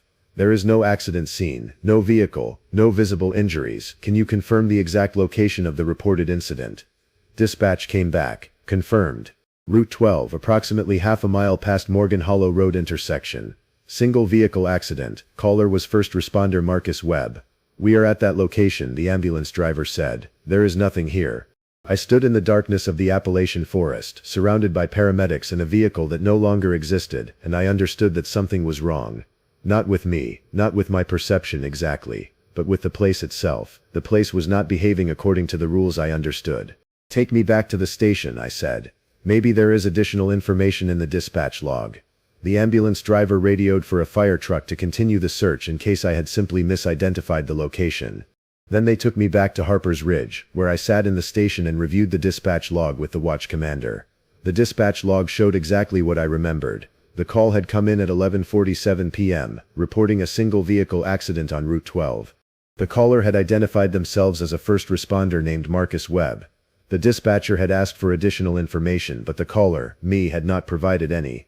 The call had simply ended without disconnection, as if I had stopped speaking mid-conversation. Did you actually reach the scene? The watch commander asked. Yes, I responded. I found the vehicle. There was a patient with head trauma. There was a witness, and then the ambulance arrived and everything had changed. The vehicle was gone. The watch commander was quiet for a long moment. He was a careful man, a trained firefighter with 30 years of experience. He did not immediately jump to conclusions. Could you have been disoriented? He asked finally. Could you have gone to the wrong location? Possible, I said. But I know Route 12. I know where the Morgan Hollow intersection is. I do not think I was confused about the location. But you are confused now. Yes, I am confused now. He sent me home. He told me to get some sleep and report back in the morning. He assured me that if there was a real accident on Route 12, the fire team would find it. They would track down the vehicle and the patient and the witness, and I would have a clear picture of what had happened. But they did not find anything, not that night, not the next day, not in the following week. There was no report of a missing vehicle matching the description of the sedan I had seen. There was no patient admitted to Morgan County Medical Center with head trauma from a car accident on Route 12. There was no record of a witness named Dorothy reporting an accident. I was given 2 weeks of suspension pending an investigation into the call. The investigation concluded that I had either hallucinated or fabricated the incident, and that I should consider whether the stress of the job was affecting my mental health. I went to see a doctor. I told her about the incident and about my concern that I might be experiencing some kind of mental deterioration. She ran tests, blood work, cognitive assessments, imaging of my brain. Everything came back normal. There was no indication of neurological damage or psychiatric illness. I was, by all medical measures, mentally sound, but I knew something had happened. I knew I had responded to an accident that was no longer there when the ambulance arrived. I knew I had not imagined it, and I did not know how to explain it to anyone. So I did what people do when they encounter something that cannot be explained through normal channels. I kept it to myself. I returned to work after my suspension. I attended training. I responded to calls. I did my job. And on November 15th, exactly 28 days after the first call, dispatch called again. Marcus, we have a report of a single vehicle accident on Route 12, approximately half a mile past Morgan Hollow Road intersection. I was not the first responder this time. I was covering a shift at the station, and a newer paramedic named Derek was first on scene. But I heard the initial report come in, and I heard Derek's response. I am arriving on scene now, Derek said. I can see the vehicle down the embankment, single sedan, vehicle is damaged. I can see at least one occupant. Copy that, dispatch said. Ambulance is en route, ETA 8 minutes. I listened as Derek worked the scene. He reported that the patient was a male in his 40s with significant head trauma. The patient was unconscious but had a pulse.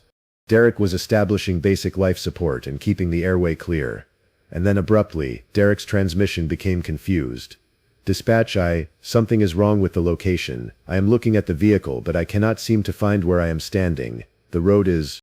There is no clear exit point from this location. Say again, Harper's Ridge. What is your situation? I am at the accident scene, the patient is here. But the location it is not making sense spatially. I went down the embankment. It is not as far as I remember going, but I also cannot see the road anymore. I cannot see where I came from. The watch commander at the station, a different watch commander than before, immediately called for additional resources. All units be advised that first responder Derek is at the Route 12 scene and reports disorientation, sending additional personnel to the location immediately. I was listening to this from the station, and I knew exactly what was happening. The place was doing it again. The place was creating an accident, drawing a responder into it, and then altering the location to make it impossible to navigate. But I was the only one who knew that. I was the only one who could potentially help, because I had experienced it before.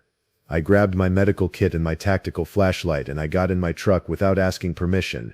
I drove toward Route 12, exceeding the speed limit, with my emergency light activated. When I reached the location, I could see Derek's ambulance parked on the road, empty. The watch commander was there, along with 2 firefighters searching the embankment. "Marcus," the watch commander said. "Derek went down there, and we lost radio contact. We are trying to figure out where he is."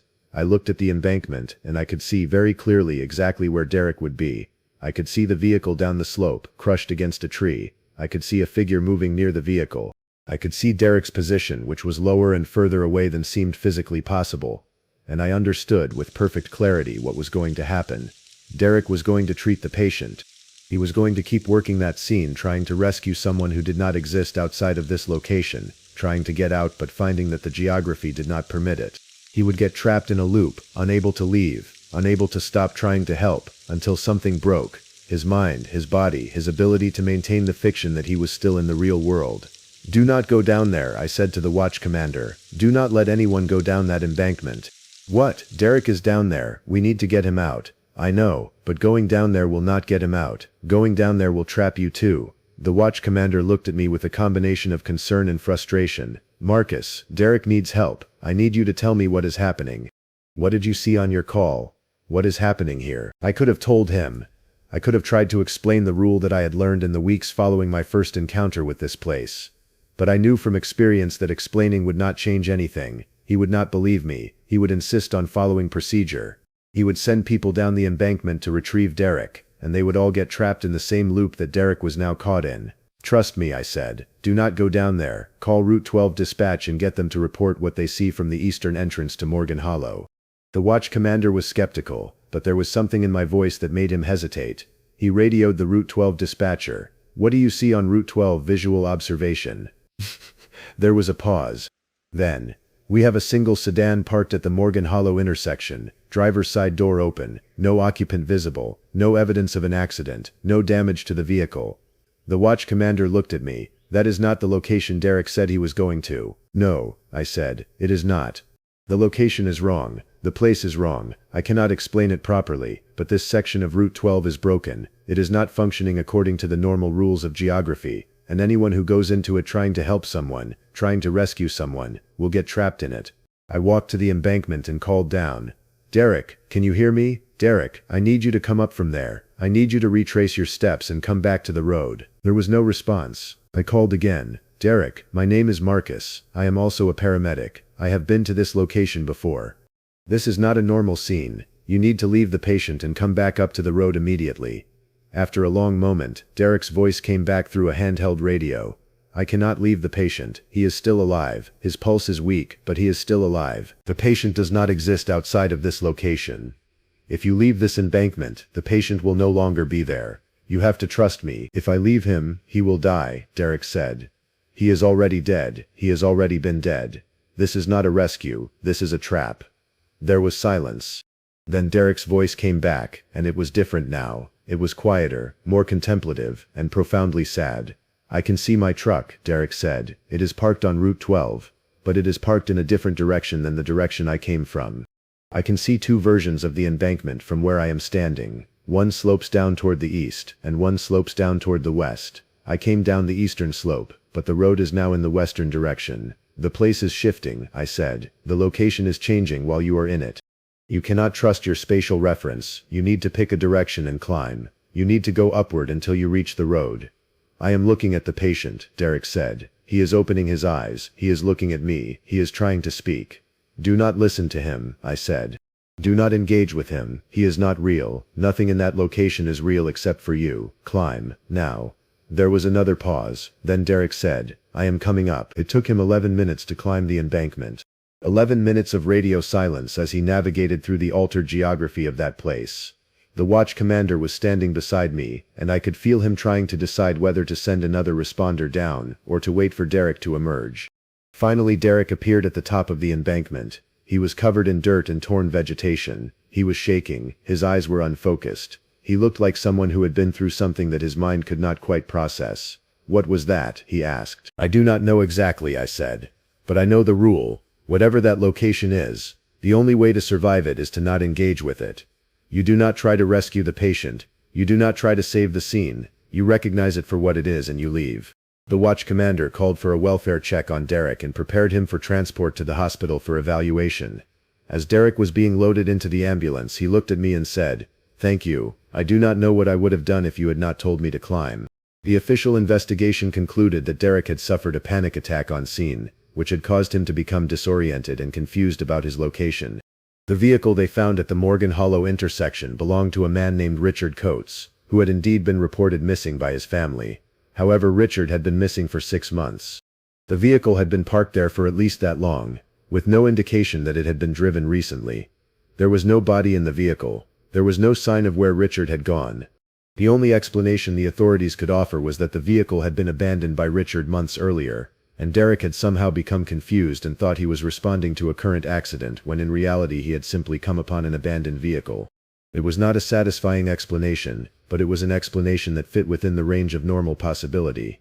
Nobody had to confront the idea that a section of Route 12 was operating according to rules that violated basic geometry and causality. I was not suspended this time. But I was strongly encouraged to consider whether volunteer firefighting was still a good fit for me. The implication was clear. People who responded to calls that did not exist, who warned others away from rescues that needed to happen, who claimed to understand things that nobody else could see, those people were liabilities. I took a leave of absence from the department.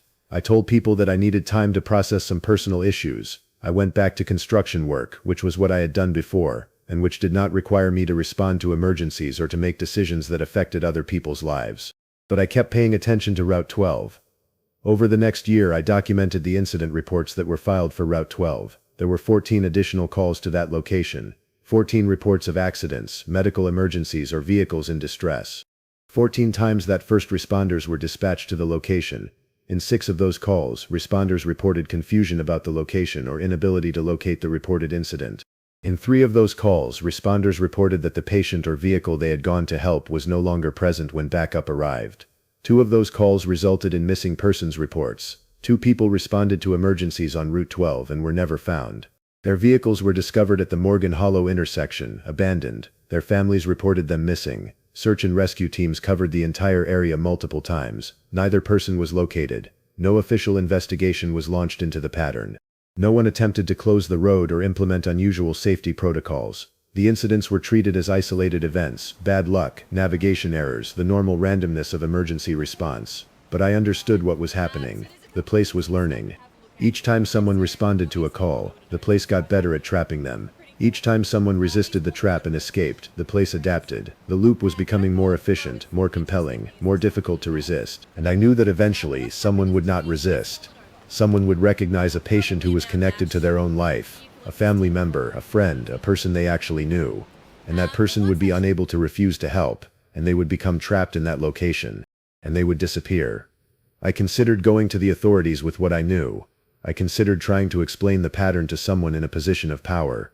But I also understood that I had no explanation that would be believed. I had no mechanism that could be understood. I had only a rule that I had learned through direct experience. Whatever you hear calling from that place, you do not answer. Whatever you see that needs help, you do not provide it.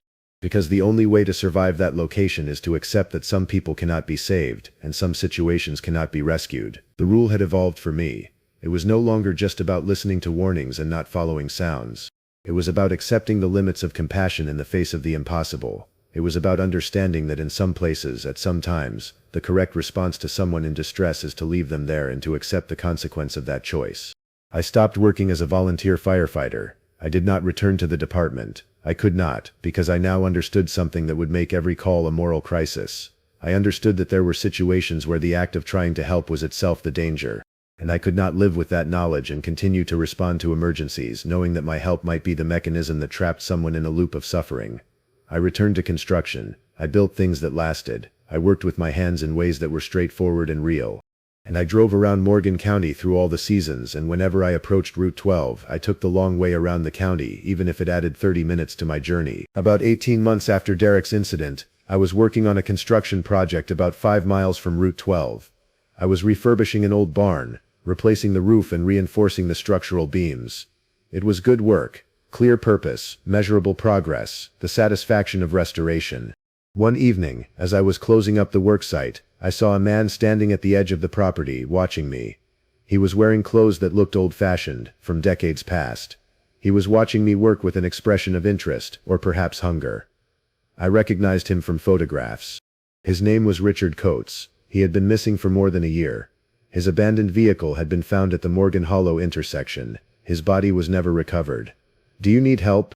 I asked, even though I knew the answer, even though I knew that this was not Richard Coates, even though I understood that this was the place reaching out, trying to find someone who would engage, someone who would respond, someone who would cross back into that location to help. The figure did not speak. It just stood there, watching me, waiting to see if I would answer the call. I turned around and got into my truck. I drove away from the property, and I did not look back. I did not check my mirror to see if the figure was still there. I did not wonder if I had made a mistake by not engaging with it. I drove away, and I continued driving until I was far enough away that I could no longer feel the pull, the weight, the compulsion to help. There is a rule in the hollers and ridges of Appalachia that nobody teaches formally, but everyone knows anyway. It is not written down in any guidebook for visitors. It does not appear in ranger safety materials or local tourism websites. But if you spend enough time around people who have lived in these mountains their entire lives, you will eventually hear some version of the same instruction. Whatever you hear coming from the deep places, do not look for it. That is not a metaphorical warning. That is not folklore for entertainment or a story to scare children. It is a practical survival rule, refined over generations, passed down through families who have learned exactly what the consequences are of breaking it. I am a naturalist and wildlife researcher, and I have spent the last 8 years studying forest ecosystems in the central Appalachian region. In that time I have developed a relationship with the mountains and the people who call them home. I have learned to listen to the land in a way that university training could never teach me. And I have learned that the warning, "Whatever you hear, do not look for it," is not just a superstition. It is evidence of something real. If you find yourself drawn to mysteries like this one, subscribe and share this with someone who respects the wisdom of the people who have lived closest to the wild. Because what happened across these 3 encounters changed how I understand the relationship between sound, location, and the things that live in places we should not disturb. The calling, I was 32 years old when I took the position with the Environmental Research Collective based out of Harlan County, Kentucky. The job was exactly what I wanted. Field research on black bear and white-tailed deer populations, seasonal surveys of forest health, documentation of ecological change across the region. I was not running from anything. I was not hiding. I simply believed that mountains held answers that cities could not provide. My first season was productive and uncomplicated. I established baseline survey routes, collected tissue samples, deployed acoustic monitoring equipment. The local communities were cautious but not hostile. They had seen researchers come and go before. I understood that trust had to be earned through consistent presence and respect for their territory. It was in my second season, in late April, when the pattern began. I was conducting a survey in one of my established quadrants about 7 miles northeast of the main town. The forest was dense, mixed hardwoods, eastern hemlock, the understory thick with rhododendron and mountain laurel just beginning to bloom. I had been in the field since 6 in the morning. My GPS marked my position. My camera documented the habitat. My field notes recorded the animal signs, scat, rubs, tracked routes through the understory. I was alone, which was normal. The research protocols allowed for solo fieldwork with regular check-ins via satellite communicator. I had established a routine. Fieldwork from dawn until early afternoon, then processing back at the cabin by evening. I had done this same route 12 times before without incident. Sometime around 11:30, as I was photographing a particular stand of hemlocks, I heard my name. Not in my head. Not a misinterpreted sound. Someone called Sarah from approximately 80 meters away, in the direction of the ridge line to the east. The voice was muffled by distance and vegetation, but it carried a tone of genuine distress, not threatening, concerned. My first thought was that one of the local hunters had seen my bright safety vest and was checking on my welfare. My second thought was that something had happened to one of my survey partners, which was illogical because I was working alone that day. I answered back, "I am here, I am okay."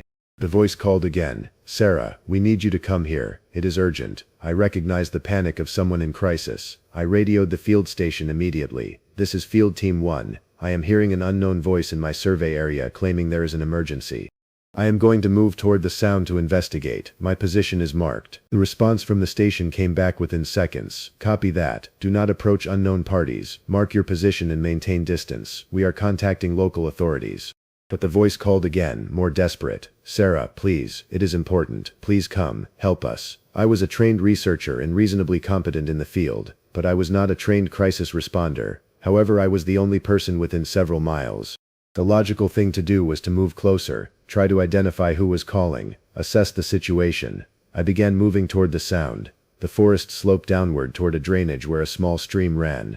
I was moving carefully, watching for obstacles in the dense undergrowth, trying to maintain a vector toward where I had heard the voice. The voice called again, closer now, or so I thought.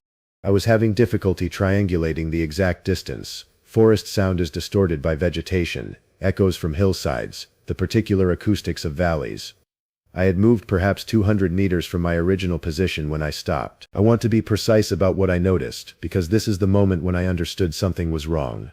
The sounds around me had changed. I had not consciously registered the baseline sounds of the forest, the birds, the insects, the water, but now their absence registered very clearly. The forest had gone quiet. The calling voice had stopped as well. In that silence I took stock. I was in a valley I did not recognize from any of my previous surveys. My GPS showed I was still within the marked study area, but my visual references did not match my memory. The forest looked subtly different. The understory was denser. The trees seemed older. I called out, "I am here, where are you?" Silence. I turned to retrace my steps, and that was when the first real spike of fear went through me. The slope I had descended no longer looked correct. I could see upward from my position, but the direction did not match the angle I had descended. It was as if the topography had shifted while I was moving through the dense undergrowth. I checked my GPS. The unit was functioning normally. My position was marked. I was approximately 400 meters from my starting point, bearing approximately 110 degrees. That information did not comfort me because it contradicted my spatial sense of how far I had actually traveled. I heard my name again. The voice was closer now, much closer. It came from directly behind me, perhaps 30 meters away. And it sounded different than before. It sounded like my mother. My mother lived in Ohio. My mother had no reason to be in the Appalachian forest. My mother was dead. She had died in a car accident 4 years before I took this job. "Sarah," the voice said, in my mother's exact tone, "you need to come with me now." I turned toward the sound, but I could not see anyone. The forest was empty of human figures. The voice had come from a location with no visible source. That was when I realized what was happening. I did not understand the mechanism, but I understood the reality. This was not a person. This was not my mother. This was something that could generate sound, that could approximate a human voice, that could use information it should not possess. I was being lured. The instruction came back to me then, something an old man named Carl had mentioned months ago when I was discussing my research. He had been sitting on his porch, and I had mentioned that I was planning extended surveys deep in the forest. He had gotten very still. "You hear anything calling your name out there," he had said. "You do not answer it. You do not look for it. You go the other way. You understand me." I had smiled politely and filed it away as folklore. Now I understood it as a survival rule. "No," I said firmly to the empty forest. "No, I am not coming with you." I turned upslope, away from the direction of the voice, and began moving quickly but carefully back toward my marked starting position. Behind me I heard my mother's voice continuing to call, but I did not look back. I did not answer. I did not allow myself to question whether it truly was my mother, whether somehow she was actually here, whether I was making a terrible mistake by refusing to investigate. My hands shook as I navigated through the dense understory. It took me 40 minutes to reach my starting position. When I reached it, I took a GPS reading and logged the data into my field notes. 11:47 a.m., acoustic disturbance, unknown source, vocalizations mimicking human speech, claiming distress, claiming identity as deceased person, responded with standard field protocols, event resolved. No threat to safety. I did not elaborate beyond that because I was still a rational scientist and I was still processing what had actually happened. But I knew I would never describe this incident to my supervisors in the way it had actually occurred. They would pull me from the field. They would recommend psychological evaluation. The entire project would be jeopardized. Instead, I returned to my cabin, processed my data, and that evening I drove to the nearest town and found Carl's address. He was sitting on the same porch when I arrived. He did not look surprised to see me. "You heard it," he said. "How did you know?" "Because you have that look. Same look my grandfather had after he heard it. Same look my father had. Once you know what is out there, you do not forget." I sat down on his porch, and Carl told me the story of his family's relationship with whatever lived in those deep forests. His grandfather had been a hunter, back in the days when the mountains had been more isolated, before roads and electricity and modern development. His grandfather had heard a voice one winter calling for help, a child's voice, from deep in a ravine.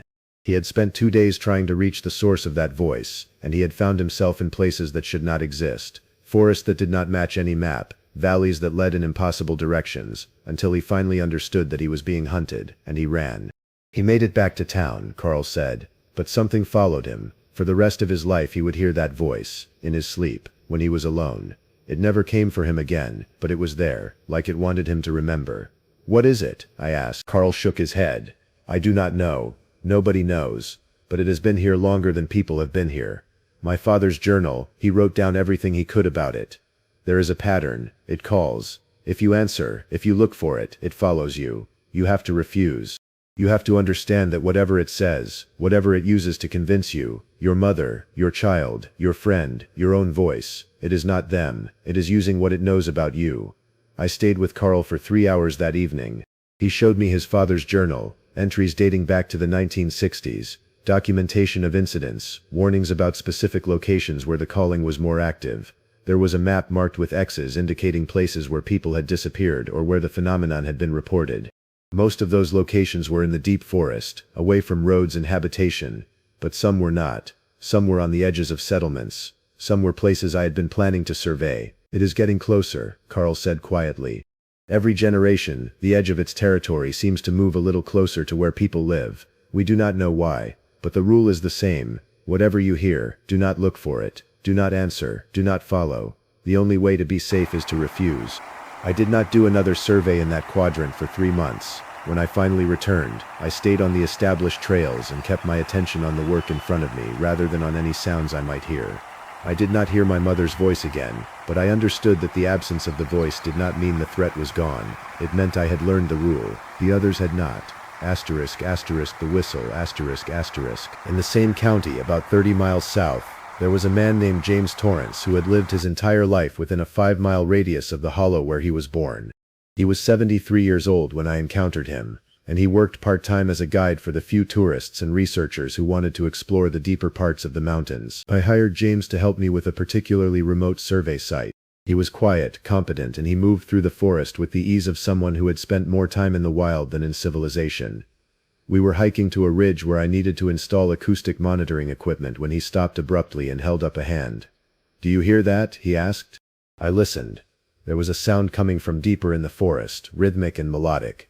It sounded almost like music, or the beginning of a song. It was beautiful. It was also wrong. There were no birds in these mountains that produced sounds like that.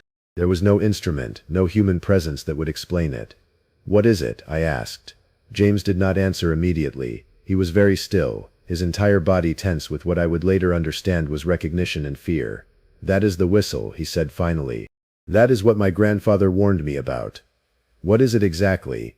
"I do not know. I have never gone to look. My grandfather made me swear I would not. He said his father went to look for it, went to find the source of that whistle, and he never came back. They found his clothes 3 days later, folded neatly on a rock beside a stream, but his body was gone." The whistling continued, moving through the forest in a direction that was difficult to pin down. It was hypnotic. It was drawing something out of me, a desire to find it, to see it, to understand what could produce such a perfect, impossible sound. "We need to leave," James said. "We need to leave now, and we do not look back and we do not listen too carefully." We turned away from the sound and retraced our steps. James moved quickly, almost urgently, despite his age. We did not speak as we walked back to the trailhead. When we reached the vehicle, James sat heavily in the passenger seat and did not speak for a long time. "My grandfather kept a journal," he said eventually. "He passed it to my father, and my father passed it to me. He told me to keep it because someday I would need to understand what lives in these mountains and why you do not go looking for it. He left me the journal and the instruction to never whistle back. Back, I asked. If you hear the whistle and if you are not careful, you might whistle back without thinking about it. You might hear something so beautiful that you want to answer it. That is when it has you. That is when the rule is broken. I asked if I could read the journal. James was reluctant, but he eventually agreed. He gave it to me that evening, with strict instructions to return it within a week and to not allow anyone else to read it. The journal was handwritten, dated entries beginning in 1934, when James's grandfather was a young man working in the coal mines. The entries were sparse at first, then became more detailed as the old man aged and found more time to document what he had witnessed and learned. The whistle, according to the journal, was not constant. It appeared in cycles. Sometimes years would pass without hearing it. Then it would return, sometimes for weeks at a time, moving through different locations in the hollers. It seemed to prefer certain areas, places with water, places with caves, places where sound would carry and echo. But the central finding was this. Whenever the whistle sounded, something would eventually go wrong. Someone would hear it and be drawn to investigate. Sometimes they returned changed, withdrawn, haunted, prone to long silences. Sometimes they did not return at all. And in at least 3 documented cases they were found dead with no clear cause. One man was found in a cave, desiccated, as if all the moisture had been removed from his body. Another was found at the bottom of a ravine with no sign of how he had gotten there. A third was discovered in a tree, impaled on a dead branch, with no explanation for how he could have climbed high enough to become trapped that way. James's grandfather theorized that the whistling sound was a lure, something meant to attract human attention, to trigger an investigative response. Once the person was drawn in, something changed. The rules of the forest became different. Gravity seemed to work incorrectly.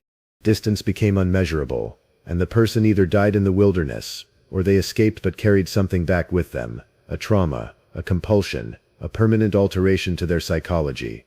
The only surviving strategy, the journal concluded, is absolute non-engagement.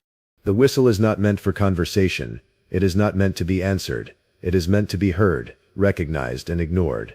Anyone who can master the discipline to hear it and do nothing in response has won the only victory possible against it. I returned the journal to James after a week. I did not include it in my official research materials. I did not mention it to my supervisors, but it informed every field decision I made after that. When I heard anomalous sounds in the forest, I documented them as acoustic phenomena, but I did not investigate. When I felt the pull toward exploring a particular location, I resisted it. I had learned the rule, but others had not learned it, or they had learned it and ignored it. Asterisk, asterisk the siren, asterisk, asterisk. The third story did not come from the deep forest. It came from the edge of civilization, from a small town called Harper's Hollow, population approximately 2,400, built along a river that had once driven the industry of the region and now served mainly as geographic reference point. I was working on infrastructure assessment, mapping where the old pump stations and water treatment facilities were located, documenting which ones were still in use and which had been abandoned, when the locals began to mention the siren. It was a sound that came at irregular intervals, always in the evening, always from somewhere at the edge of town. It sounded almost like the old town siren that had once been used to alert the volunteer fire department. But the siren system had been decommissioned in 1994. There was no mechanism in place to generate that sound anymore. "It is probably just wind through the old pipe system," said Margaret Chen, the town clerk who was helping me access records of the infrastructure. "These old industrial places make all kinds of sounds." But Margaret said this without conviction, and I noticed that when the sound came, a low, rising wail that lasted approximately 30 seconds, Margaret's entire body went tense. She stopped whatever she was doing. She waited for it to finish. Then she deliberately redirected her attention, as if she was trying to forget what she had heard. I asked her directly about it one afternoon. "That sound, what is it really?" She did not answer immediately. She was processing something, deciding how much to tell me. "There is a story," she said finally, "that I do not think is true, but I also do not know that it is false." "Tell me." "In 1972 there was a woman named Elena Costello who worked at the water treatment facility. She was a chemist, brought in because the water quality was becoming an issue, pollution from upstream mining operations. She was very young, very brilliant, very dedicated to the work. She lived alone, and she was often at the facility very late into the evening, running tests. One night Elena was working late, and there was an accident. The details are unclear, but it involved a chemical spill and some kind of electrical issue. She did not make it out. They found her body 3 days later when they went to check on the facility. The official report said she had suffered an acute chemical poisoning and heart failure, but there were rumors. Some people said she was not dead when they found her. Some people said she was still breathing, still alive, but changed somehow. Some people said the emergency system, the old siren, had activated on its own during the night she died, and the sound of it in that space, that room, had done something to her consciousness, had transformed her somehow. The facility was shut down after that. It stayed closed for 2 years. When it finally reopened, the old siren system was never reinstalled. Everyone agreed that the sirens belonged to a different era of the town. We did not need them anymore. But the sound has been coming back for about 5 years now, always in the evening, always the same pattern, 3 rises and falls, like a voice trying to speak, then silence. And when people hear it, they get quiet, they get careful, and nobody goes to the old facility anymore. Nobody goes to the places where the sound seems to come from. Do you think it is Elena? I asked. Margaret looked at me like I had asked if she believed in God. I think something is there that should not be there. I think it has to do with Elena, or with what Elena became. And I think that anyone who has heard it and decided to go looking for the source has made a mistake. I think at least 2 people have died that way. Car accidents, supposedly. But both of them occurred on nights when the siren had been heard. I found the newspaper archives about Elena Costello. The official story was exactly as Margaret had described. Brilliant young scientist, tragic accident, facility shut down temporarily, then reopened under new safety protocols. There was a small obituary. There was no mention of the siren or of any unusual circumstances surrounding her death. But I also found personal testimony, documented in oral history archives maintained by the local university. A technician named George Webb, who had worked at the facility, had given an interview in 1998. In that interview he described finding Elena's body, but he also described something else. The light in the facility was strange, he had said. The electrical failure had triggered an emergency power system, old, unreliable equipment. The lights were flickering, and in that flickering light Elena's body was positioned in a very specific way. She was facing one of the output pipes, the ones that carried treated water to the town, and she was making sounds. Even though she had clearly been dead for hours, she was making sounds, like she was trying to communicate through the pipes, like she was trying to speak to the water, like the water was listening. The technician who had recorded that oral history had added a note. Subject became agitated during discussion of this element, refused to continue interview. I did not attempt to visit the old facility. I had learned the rule. I had learned to recognize the lure. I had learned that some mysteries were not meant to be solved by approaching them directly. But I documented what I had found. I recorded the stories. I understood that the pattern was consistent across all 3 incidents. A sound, a lure, a warning that could be heeded or ignored. And the consequences of ignoring the warning were always absolute. I finished my research contract in Appalachia after 4 years. My final report was comprehensive and professionally written. It did not mention any of this. It documented forest health, wildlife populations, ecological trends. It was useful and unmemorable, but I kept the other documentation. Carl's story, James's grandfather's journal, Margaret's account of Elena Costello, the oral history recordings, the newspaper archives, the field notes of my own encounter with the calling. I also kept careful records of the incidents that followed the breaking of the rule. The tourist who ignored local warnings and went exploring in the deep forest. The young man who became obsessed with the whistle and camped in the woods for 2 weeks trying to locate its source. The teenager who went to the old water facility on a dare, and was struck by a vehicle driven by someone no one could identify. The man who worked for the county, assigned to investigate the siren sound, and who was found 3 days later with no memory of where he had been or what he had been doing. There is a coherence to the warnings once you begin to understand them. The rule is not arbitrary. It is based on evidence. It is tested and refined and passed down because it works. I share this story not because I have solved the mystery or because I have discovered what these sounds represent. I have not. I have deliberately chosen not to investigate further. I have deliberately chosen to respect the boundary that the rule establishes. But I share it because there is wisdom in the Appalachian region that has been accumulated over centuries. Wisdom about coexistence with things we do not understand and should not try to understand. In a culture that prizes investigation and knowledge and explanation, there is profound value in learning to recognize the moments when the correct response is to stop looking and to listen instead to the voices that tell you to leave things alone. Whatever you hear calling your name from the deep places, whatever sounds like help, like family, like something you need to understand, do not look for it, do not follow it, do not even listen too closely. The price of that particular knowledge is higher than the value of understanding it. The mountains kept their secrets long before humans arrived. They will keep them long after we leave. And the only way to survive in the space between our ignorance and their ancient knowledge is to accept the boundary. Whatever you hear, do not look for it. That rule has saved more lives than any research or investigation ever could.